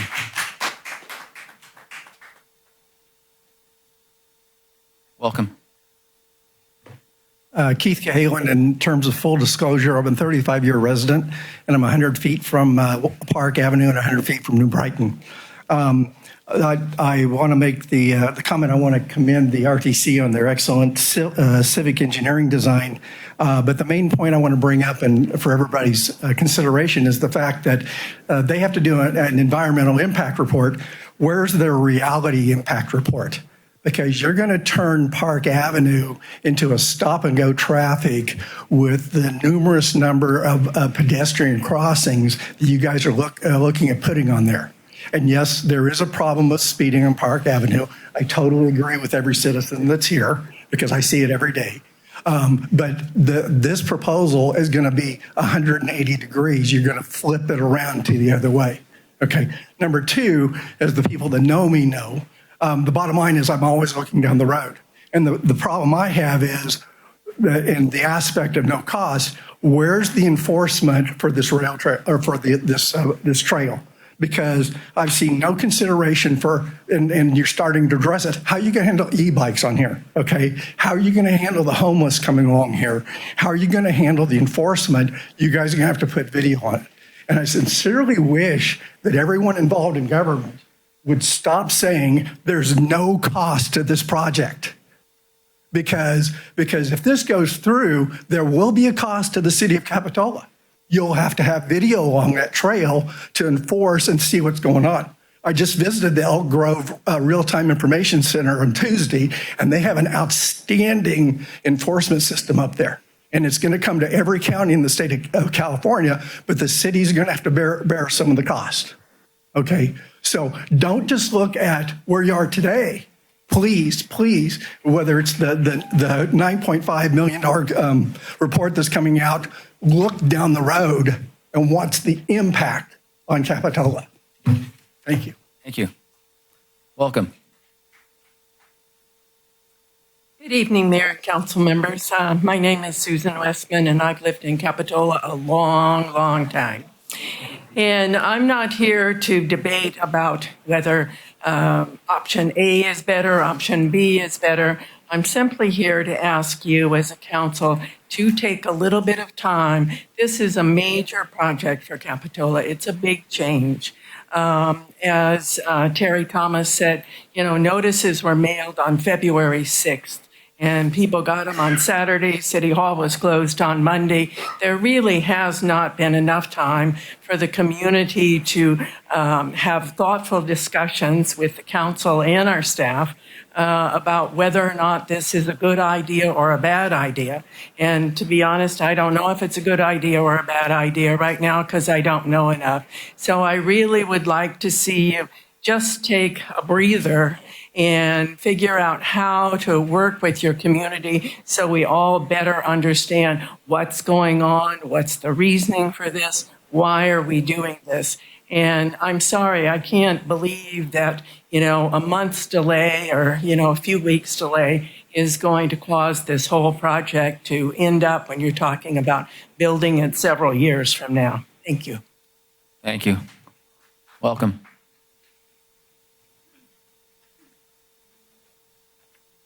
Good evening. My name is Saladin Sale. I live in Santa Cruz. My children and grandchildren live in Aptos. When my wife and I meet our grandkids in Capitola, we want them to get here safely.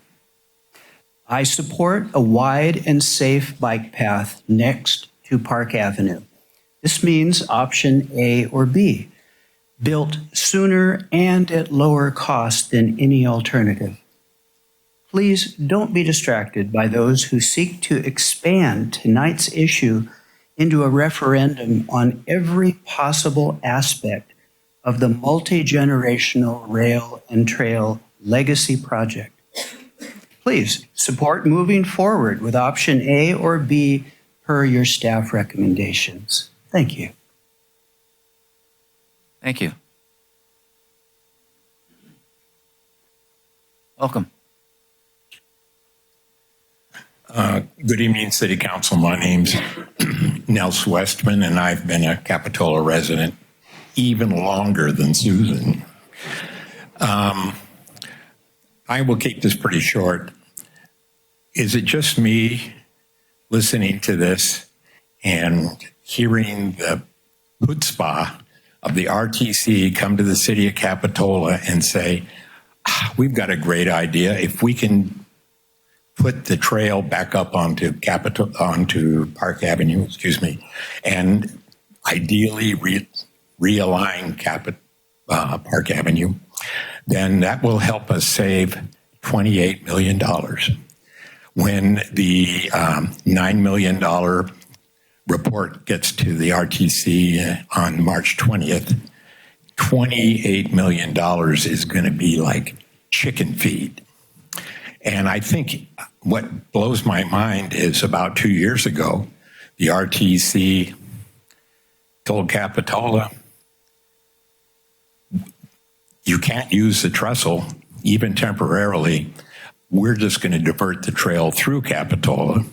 And the Capitola City Council, a couple of years ago, they just rolled over and said, fine, bring it through, even though our citizens have clearly stated that it's not what they wanted. So anyway, the whole thing just makes me shake my head. And for what I'm kind of like my sister Karen said, even though I don't support what you're doing, if you're going to ram it down our throats with such short notice, then it appears to me that option A is preferable. Thank you. Thank you. Welcome.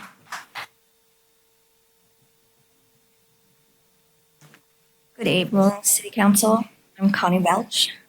I have a concern about all the plans around the rail trail that involve so many city streets of Capitola. And I feel like the lengthy discussion about the trail for so many years has caused a lot of residents to tune out. We as a city are currently making a lot of permanent decisions. And due to the importance of this topic and how it could impact our city, I'm asking for the city to please consider hosting a town hall meeting to discuss the proposed changes so that all residents in Capitola are in the loop of these new ideas. So I think a gesture like that would go a long way with the residents of Capitola. Thank you for your consideration. Thank you.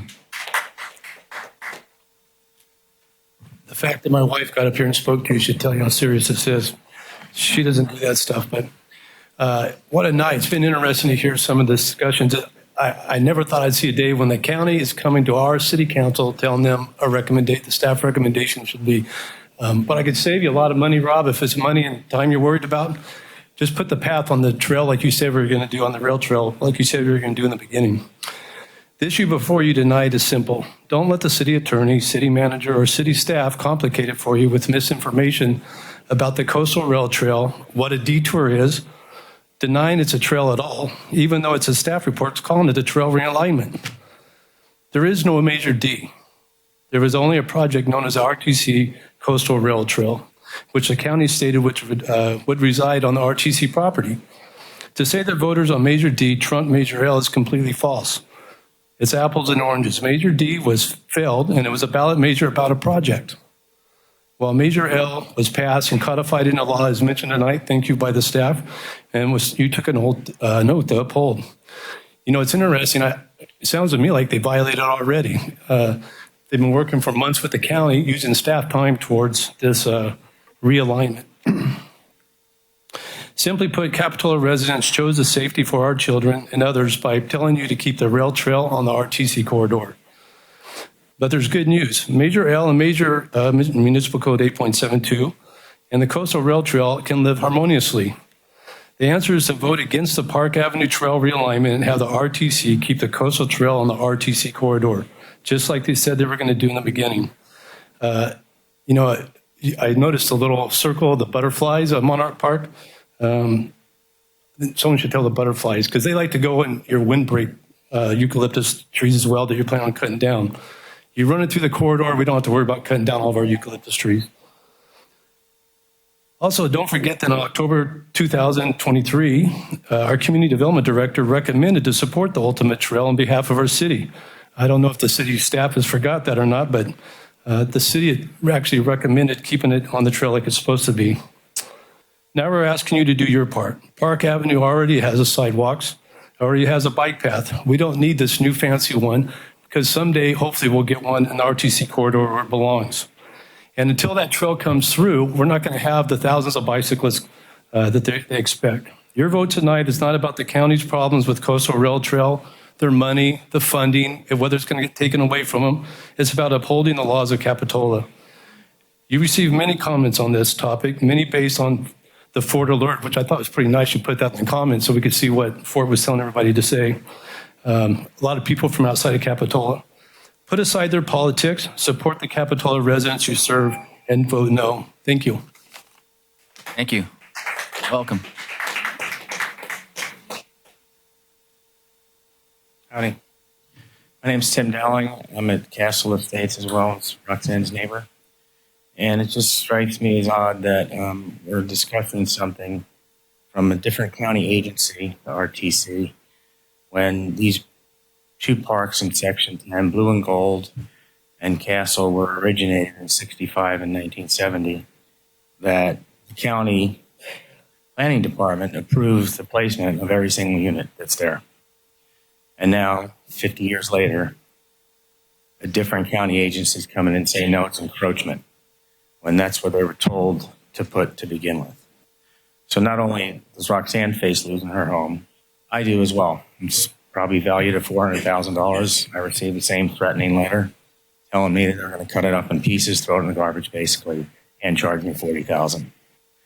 So I don't see how a quick claim deed was approved for the purchase from Union Pacific, which is 28-day close, when there's thousands of adjacent parcels to a 32-mile corridor, and with two signatures, one from Union Pacific and one from the county. That's how they acquired the land.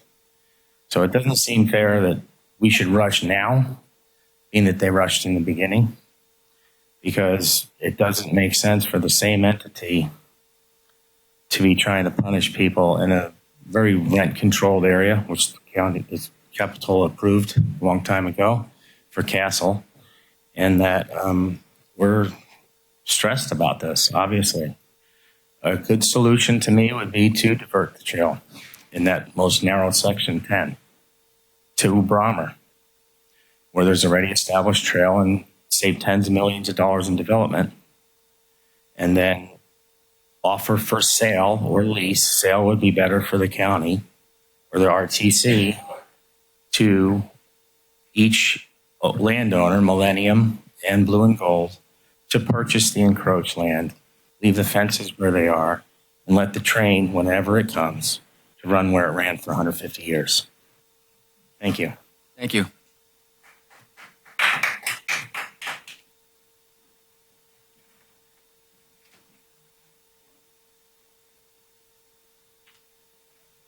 Welcome. Welcome. Hello. My name is Kevin McGuire, 74. That's how long I've been here, since 1974. So not many people here have probably lived in Capitola longer than I have. I know there's a few, but so that's over 50 years for doing the math. A couple things, a lot of things actually. Here's almost all the emails that were sent in. This small stack is against. This is for keeping the rail in the corridor. This is for option A and B. And out of all of these, 85% of the ones from Capitola are for keeping it in the corridor. A couple questions about this traffic diet. Doesn't look like there was an ADA access at the end of Coronado down to New Brighton Beach. We've got a stair. That doesn't seem right or equitable. Loss of parking. We would lose all parking along Park Avenue, if that's correct. The traffic calming project, why are we not going all the way to McGregor or Kennedy? Is that not important? So it just kind of seems like we're sneaking this in. Somebody on the staff was trying to define a detour and said this is not a detour. On the ZERT website, they called the Jade Street option 1 a detour along Jade Street and Bromer. They also talk about option 2, a different detour. So this is a detour off of the rail corridor. In 2023, RTC had a flyer up. They talked about the trestle could be rail banked, and the environmental clearance and the CEQA is already approved for the interim trail. So that could be rail banked and used for that. We could even do that for the poor people in the mobile home parks. What is the purpose of having this train? Is it for the freight? And we don't really talk about it. Is it for a passenger? But now we're going to screw out residents. We're trying to serve our residents, and now we're trying to kick people out of their homes and threaten them. That's not good. Barry Scott, he said he doesn't expect transit projects to reduce traffic for drivers.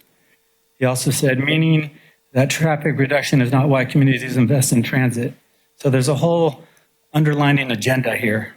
We can put the trail, the interim trail, on the track and let those people stay where they live, and we would be good. Only got a few seconds left here, but a guy named Peter Kennedy wrote in from Santa Cruz Planning Commission, and he was kind of doing a quid pro quo saying they're building thousands of apartments and providing housing to help the burden from Capitola not having to do that. So he's almost trying to take off our housing element, which I don't think he can do, to help out the newcomers so they can travel through. That's not solving our affordability housing problem with all these newcomers. So just reject this and put it on the trail. Thank you. Thank you.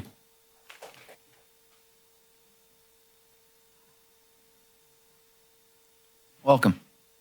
Thank you. Hello, Council, and thank you for the presentations to the RTC and city staff. My name is Barry Scott. I don't live in Capitola. I live in Aptos. And I have been following these projects for years. I've had careers in heavy equipment, underground construction, 5-year degree in architecture, work as an architect. And so when I look at these drawings and I walk the corridor, I get a sense of what it takes to build a thing. I don't envy you your position because you're representing the city, but at the same time you have a county-owned corridor and a piece of infrastructure that serves the entire county and really the state. I hope that you'll be able to focus tonight on what's at hand, which is a short section from Monterey to New Brighton. It's not the rest of the project. I want to caution you that the study coming back in March is not going to resolve issues. It's not going to determine the outcome of the rail corridor. I am so happy to see the Park Avenue alignment because the former alignment had the ultimate trail with the stepped contours and the retaining walls isolates the trail users from all the neighborhoods on Park Avenue. In other words, it's on the coastal side of the tracks, separated from neighborhoods and from Park Avenue by the tracks and by fencing. And it was like ridiculously challenging to build this thing on that topography. It impacted the homes on Escalona. And all you have to do is look at the before and after images, the renderings, to see this is a magnificent 12-foot wide buffered from the traffic lanes project. And I also looked at the appraisers, the parcel maps, and I see that parts of it are entirely in the rail corridor, in the right-of-way. Other parts of it share with the right-of-way that is, the city. As far as Measure L goes, is as I read Measure L, it says the trail shall not be taken onto streets and sidewalks. Well, as I read your drawings, the street remains. There's still Park Avenue, 2 lanes of traffic. There's now additional sidewalk. There's additional trail.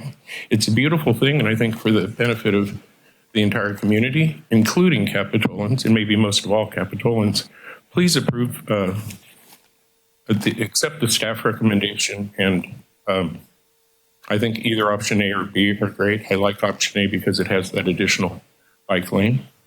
And I don't believe that your move tonight is binding, but I think it is instructive to the other bodies that we want to move forward and get something built as soon as we can. Thank you. Thank you. Welcome. Hi, my name is Gia Colosi. I am new to Capitola resident since 2020 and business owner of a short-term rental 2021. This is my first meeting. I'm overwhelmed.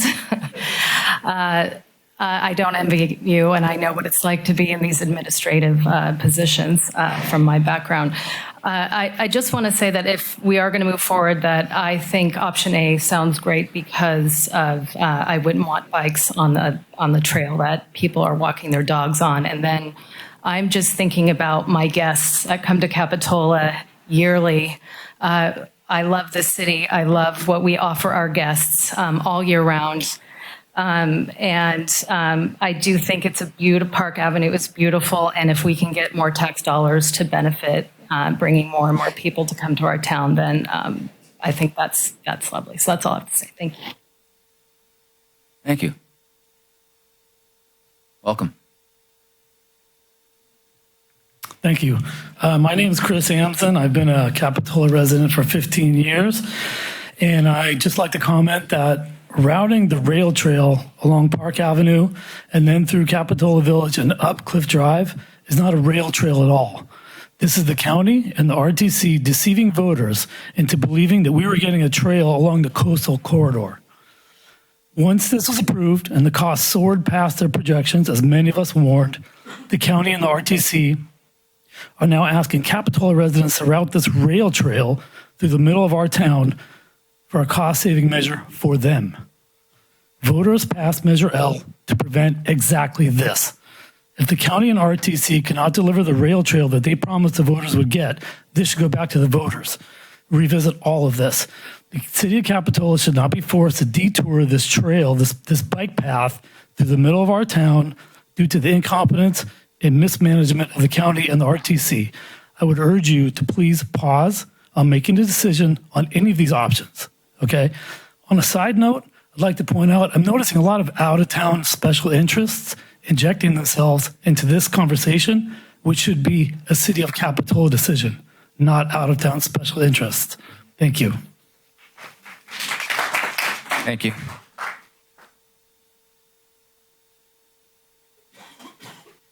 Welcome. Thank you very much. Jacques Bertrand, sat on the RTC for a while while I was here in City Council. And I have a few points to remind people, first of all, that Stephanie Harlan actually worked on the original concept of the Bay Trail that went around those to go around the Monterey Bay. And I think that the RCT has changed the whole concept and try to make it something that we never really wanted to begin with. When you look at so many segments, I think that they are going to put on the street, you sort of wonder, is this actually a bay trail? Is this actually a rail trail? Another comment I'd like is the whole idea of a lawsuit is something I don't think has really been addressed. If there's actually a lawsuit, if we go ahead with this and the RTC tries to build this, and there's a lawsuit because we passed Measure L, it seems to me we're going to have some sort of program or some sort of court order to stop that project. And I don't think we've actually addressed, and you're going to vote on this, we need to know what is the consequences of us approving something that the RTC, with our permission, is going to go ahead with. We need to know the consequences of us protecting our position on Measure L. Thank you. Thank you. I see no more public comment. Great, that'll bring us back to council comments and deliberation. Okay, well, thank you everybody once again for the input. It really means a lot to see people coming out in person to the meetings. I think a lot was said for both sides. I really don't know if you guys understand that this is because we're up against Measure L, because we're sitting here with people in our city and then people around our city that are going to be using this area, that you're putting us in a really, really tough position by doing this change up.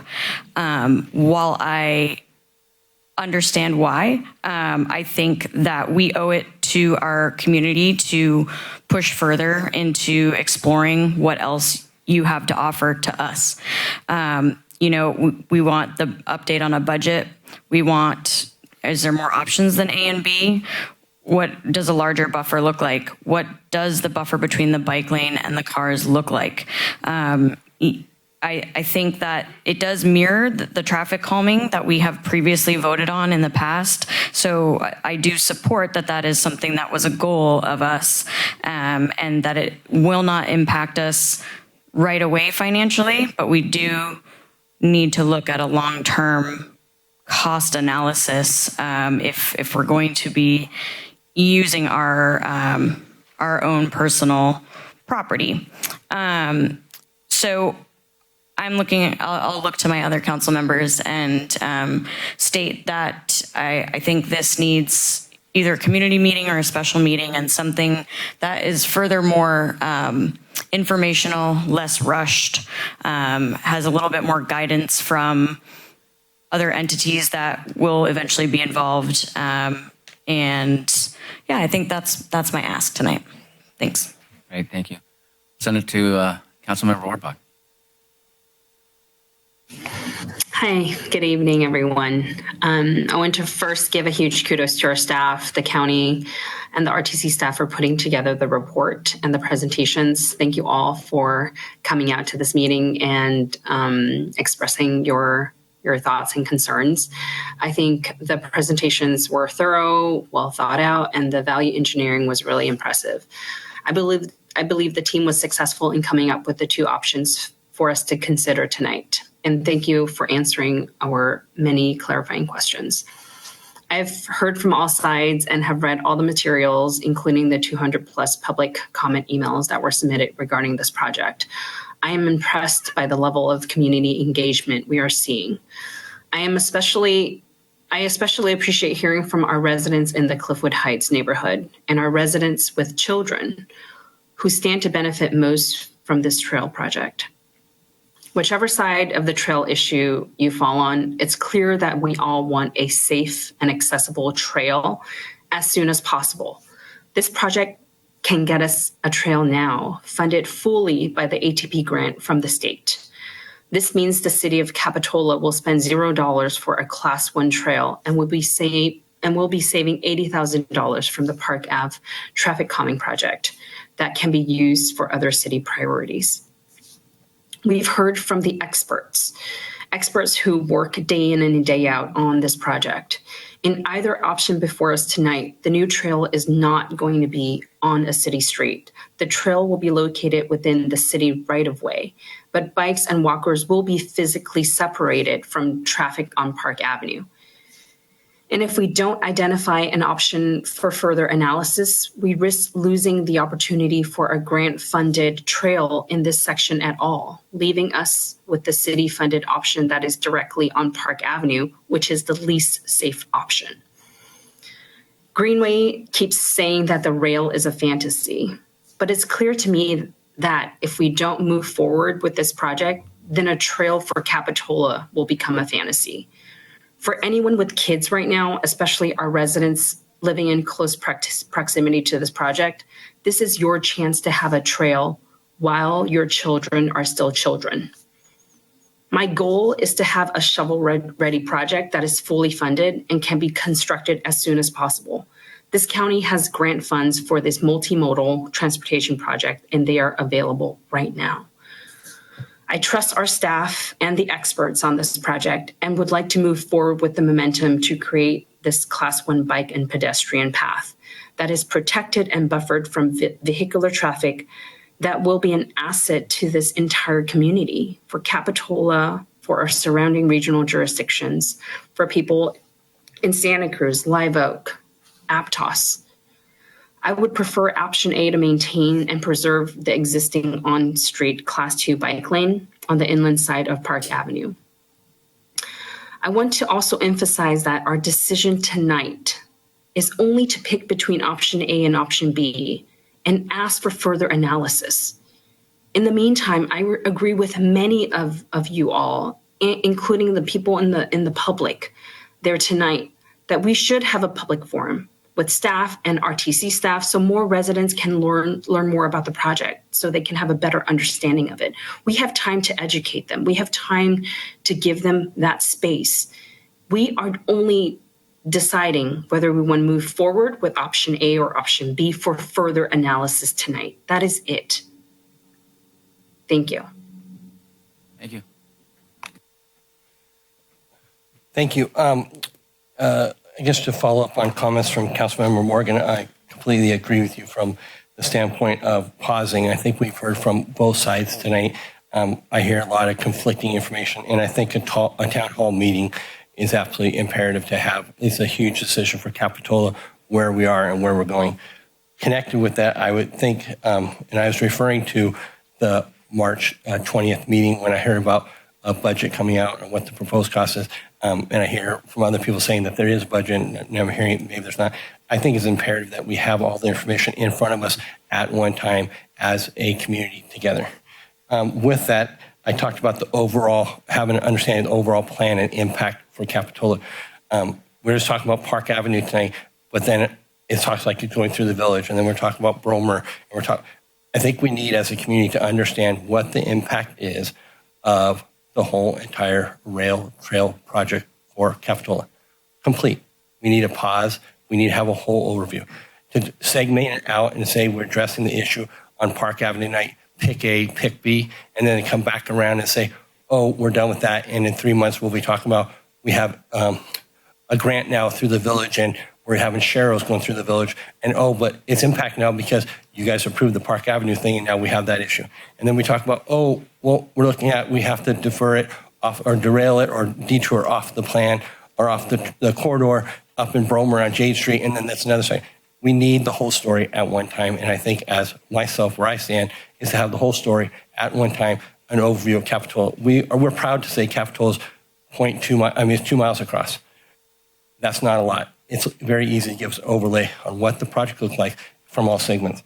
I also think from the community's standpoint that our previous council member and mayor, Jacques Bertrand, is a legal review. What is the potential aspect that what if there was litigation? I don't think we need to be looking at that as an intimidation factor or what that looks like, but to understand what those projected costs could be or potentially could cost. We're looking at maybe we could save $80,000 if we have a lawsuit. Our last time we had a lawsuit, it was just, I think the last time we reviewed, $80,000 would have just as dropping the bucket. So that concerns me at the same time. And I think a town hall meeting is very important. And I think it all comes back to, the final thing, that community does count. And it is important that we all have the information together. We make this decision together. We hear from our constituents and we move forward collectively together at one place. So I support Councilmember Morgan where you were going with that. And, that's just my comments at this time. Thank you. Yeah, I too believe a pause is in order here. I don't think we need to vote on it tonight. I think we need to hear from the folks that own the mobile homes that are highly impacted by this. We need to find out the implications of Measure L, maybe get a legal brief and to find out the language and make sure we do not violate Measure L. I don't think we can just decide that, since it's not a good ordinance, we don't like the way it sounds, that we can decide to ignore it. We have to address it. So I think if we pause, have a town hall, hear from the folks that it's going to highly impact, we can make a better decision. I agree we should have a town hall. I agree we should have a public hearing. But this is a huge project. It's been multiple years. They have gone through many iterations of design in the different phases. It is complicated for all of us. And yes, I'm a working mother with 3 kids, and having to go through all of the emails and read through all of the staff report and to understand all of this, it was difficult and it was challenging. But I believe the right step is to choose an option and have further analysis. Tonight is just deciding on asking for further analysis. Otherwise, we may jeopardize this segment of our trail. I think this is really important. I think it's important to consider the whole project. I do believe that we should have a forum to talk about all of the segments. And yes, there is a meeting next month, but it's about the zero emissions rail. It has nothing to do with this segment of Park Avenue. I just don't want to see this missed opportunity for our community to have a safe bike pedestrian trail for our kids to be able to utilize this trail to get to school, to get to the village, to get to Carrillo. I want to make sure we consider this and ask for a further analysis. I still think we need to pause. Like our RTC presenter said, this is a large, massive project. It really is. We really got to think this out and make the right decision. So I'm still saying that we should hold off, have a town hall meeting. If we have that next week, if we can get to within the 2 week, or I'm sorry, the 24 days or however it works out. But if we pause, have some type of town hall, come up with a better idea. Okay. I have just seen in many instances where delays kill projects. So I really hope that doesn't kill our project. So with that, Councilmember Moore, would you like to make a motion? I don't want to step on you. Would you like to make a motion to move forward? And there's a couple things I'd like to add to it, or if you. Yeah, I think there are some things that I would add as well. As of course, I don't want to see a project die either. That's not my intent here. I think we're really trying to find common ground to never appease everybody, but we're going to work really hard to make sure that the outreach is proper and the education is there. I think the issue of tonight got a little muddied because there's input from ideas about the trestle and things like that, which, yes, are important. And how will this piece, as Councilmember Jensen was saying, how is that going to affect moving forward with the trail or rail? Is this budget meeting going to let us know if you are even going to go forward with the rail? And if that's not true, then we need to look at our other options. So I think there's some ask here for the town hall is a budget update on the trestle. If we choose this route, where does that pigeonhole us for further movement of the trail or rail? So I just want it to be very clear. And so whatever else I guess that's my motion. But if you would like to add to that, as far as more knowledge coming back to us and the community, what that looks like. Yeah, just to elaborate on the overall plan from Capitola, from the beginning of city limits to the end of what the proposed potential changes or impact to be, I think it's important to look at a little bit more detail on the Park Avenue, detail on when the sidewalk or these improvements area, the trail ends, what that intersection looks like on how to divert the traffic into Capitola. And the last thing is just if we could have a little bit of review from staff, maybe high level on potential litigation. I know that's a very wide open thing, but just so we understand the steps that we could go down. I don't know if it's hard to speculate that, Samantha, but I don't know if you could kind of be responsive to the community's question about what does that open us up to from a legal challenge if we were. Sure. So And that can be at the town hall. I just thought it'd be great to share that. But. Sure, I just want to make sure I understand the council's expectations. So my advice to the council is generally confidential, right? I am your attorney, so I give you advice that is protected by the attorney-client privilege. That is different than me assessing what I think litigation could cost, whether we might be indemnified by RTC or the county in case of litigation, what the remedy might be for litigation if, for instance, we were sued for a decision that we had made. That is separate from and that is something that I could do publicly. I could work with the city manager. I could perhaps work with RTC and the county to give you that update to you and the public. I would not anticipate giving you an update on a legal opinion on the merits of Measure L. That is something that I think would be confidential to the council. Not at all. Okay, very good. Thank you. Makes sense. Thanks. So just adding on those couple, Julie's always amazing. That was an awful lot. Catching it all. Was there a motion? There was a motion. There was a motion, and I added on some friendly amendments to it. And you seconded it, right? Councilmember I was adding on a friendly amendment to your motion. Okay, I accept that. And then I'll second it. Would you mind restating the motion for the record, please? Clarification. How much time you got? All right. So, yes, okay. We are looking for more updates. We want trestle update, budget update, long-term update of to where this will put us if this is what is passed. Some legal information if we do enter a litigation. What does that look like? Do you guys want that on your hands? I don't know. What else? Just to elaborate on what the overview is from the whole city and what the rail trail would look like and impacts. So a public town hall. Yep. And I think we should I'll do some outreach on what that attendance might look like if this is the correct venue for that, or would we go to New Brighton or something like that? Mm-hmm.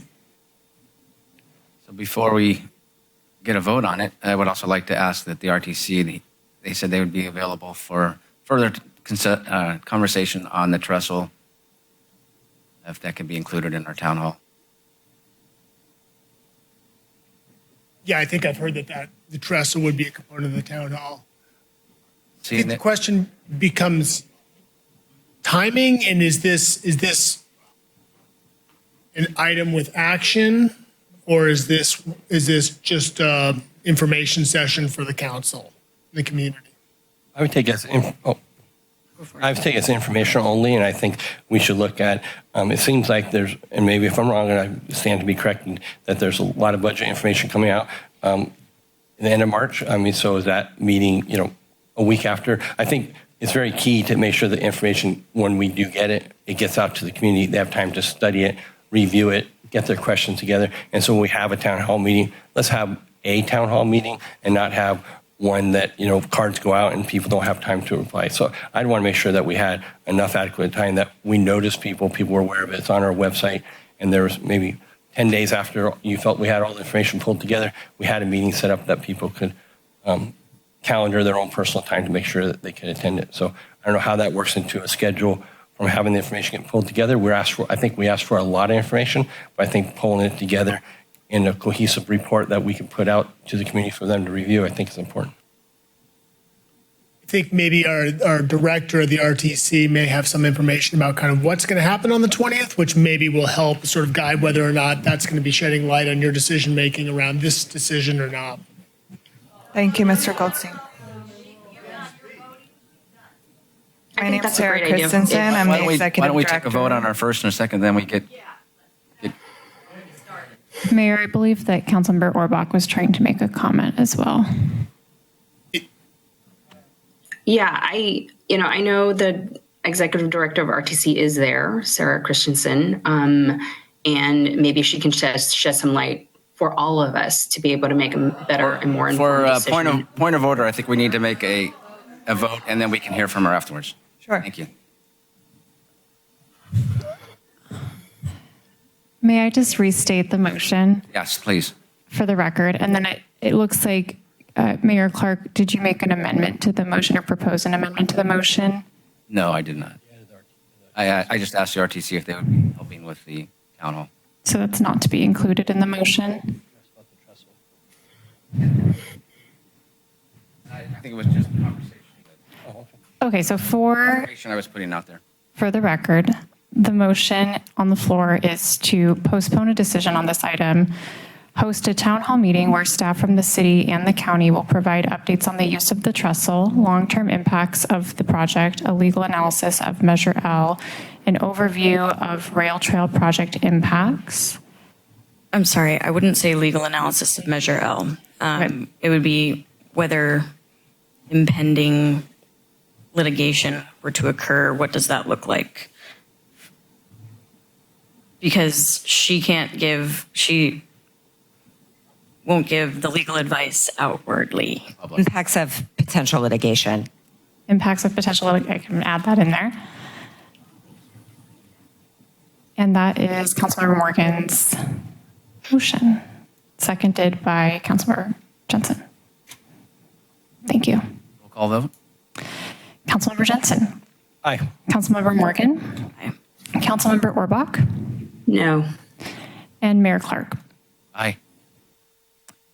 Motion passes 3-1.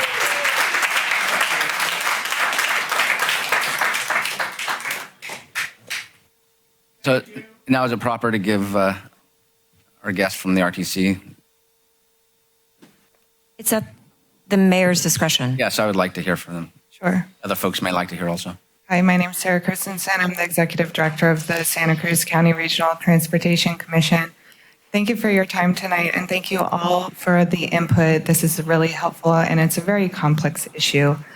The RTC owns the rail line, and there's a lot going on the rail line. We bought the rail line in 2012 with hopes of developing this rail line for transportation purposes, and there's been a lot of debate on what that looks like. The trail aspect of the vision, so the vision being passenger rail and trail on the branch line, the trail aspect obviously has a lot more public support. And so for that reason, the RTC, in partnership with the local jurisdictions where the trails are located, have pursued and developed projects and advanced those projects, the coastal rail trail projects, first, right? And there's been studies and analysis on the rail transit aspect. That project is a long-term project. We have a lot of time from now until if and when it comes to fruition to debate what that looks like. So I just wanted to clarify for the council that the coastal rail trail projects that are under development are considered near-term projects that we need to get decisions made on. Obviously, we're going to get some input, do some outreach. We're committed to doing that with your staff as well as county to bring information forward. I'm a little bit concerned about the level of information that Councilman Jensen has requested. I believe you were referring to what the full picture looks like for the rail project in addition to what we just talked about tonight. And that's a significant amount of information, and I'm worried that we're not going to be able to pull the information together on time. We could do our best, and we could bring what we have and, we'll do our best, but it's going to be, we're talking a week or two to pull together a report that, details every single thing that's ever going to happen in Capitola. That sounds a little bit unrealistic for staff to be able to pull off. So I just want to set that expectation and reality check a little bit of, we'll do our best and bring as much information as we can to the future outreach process. But we unfortunately, this is a very large and very complex project, the rail project, even more large and even more complex than the Coastal Rail Trail project. And so it takes time to develop the information. And I keep hearing March 20th, that's our next RTC commission meeting. The agenda isn't set yet, but I keep hearing budgets being discussed and approved, and it's a work in progress. The concept report is going to be done sometime in the next, I would say summer to even fall, because there's a significant amount of information. It's a big transformative project for our community. There's going to be a lot of changes to our community because of the project, and we want to get appropriate levels of input on that prior to deciding, the commission deciding whether to move forward with that rail concept. So I just wanted to shed that light, and it is a complex issue, so I don't expect, everybody to have all the information about both kind of concurrent project developments. I appreciate that. I just want to be very clear. I'm not asking for anything in a week or two. This is I think an issue that's going to affect our community for many years to come. And if you came back to us after working with our staff and said it was 8 weeks out and we got all the information, and us as a community had all the information from one side of Capitola to the other, we're patient. We want to do this once. We want to do this right, and we want to hear. And so, as you saying, it's complex and it's difficult to get.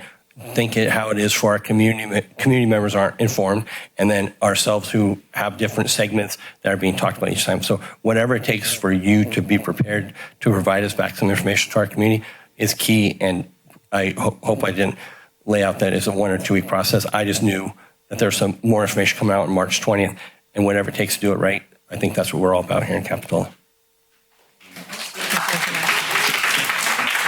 All right, I'd like to thank everybody for this. We have one more item, but thanks for the presentation. Thanks for staff. Everybody's been working hard on this. We'll come together soon and work on this. So we'll take a quick recess while we invite our council member back.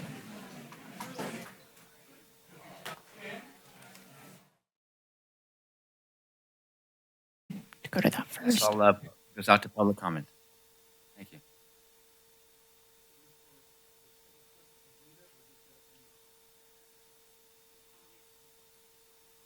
For all the appointments for the council members.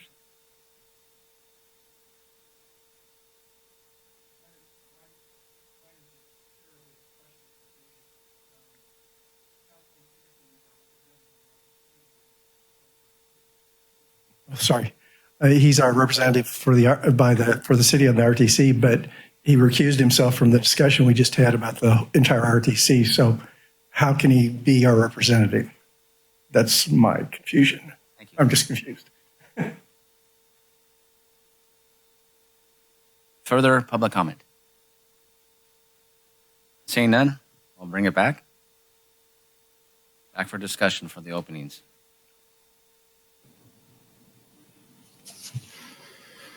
I would consider taking AMBAG if someone takes the Commission on the Environment for me. I just can't do multiple Wednesday night meetings. Right. I would be willing to take on the Commission on Environment. And I can do the alternate for AMBAG.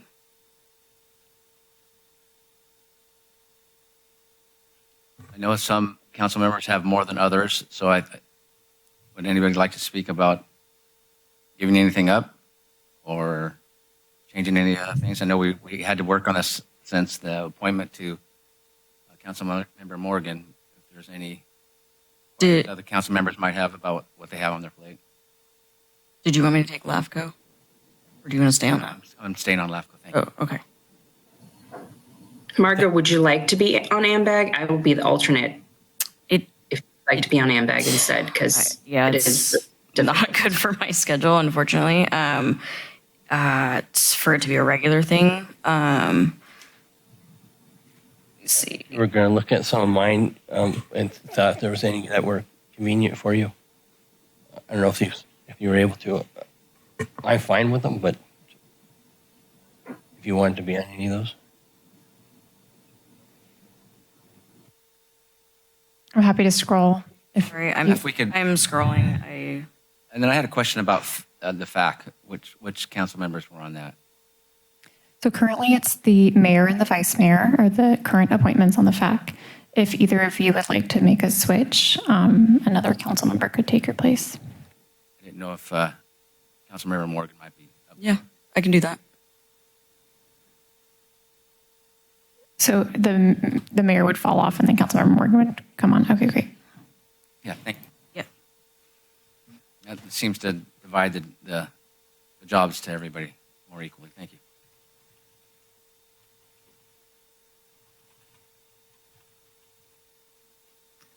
Okay, so with that, I'll go ahead and stop the screen share if anyone else, if that's okay with the council. So the current appointments I have listed are for AMBAG. The council member represented would be Councilmember Orbach, with Councilmember Morgan serving as the alternate.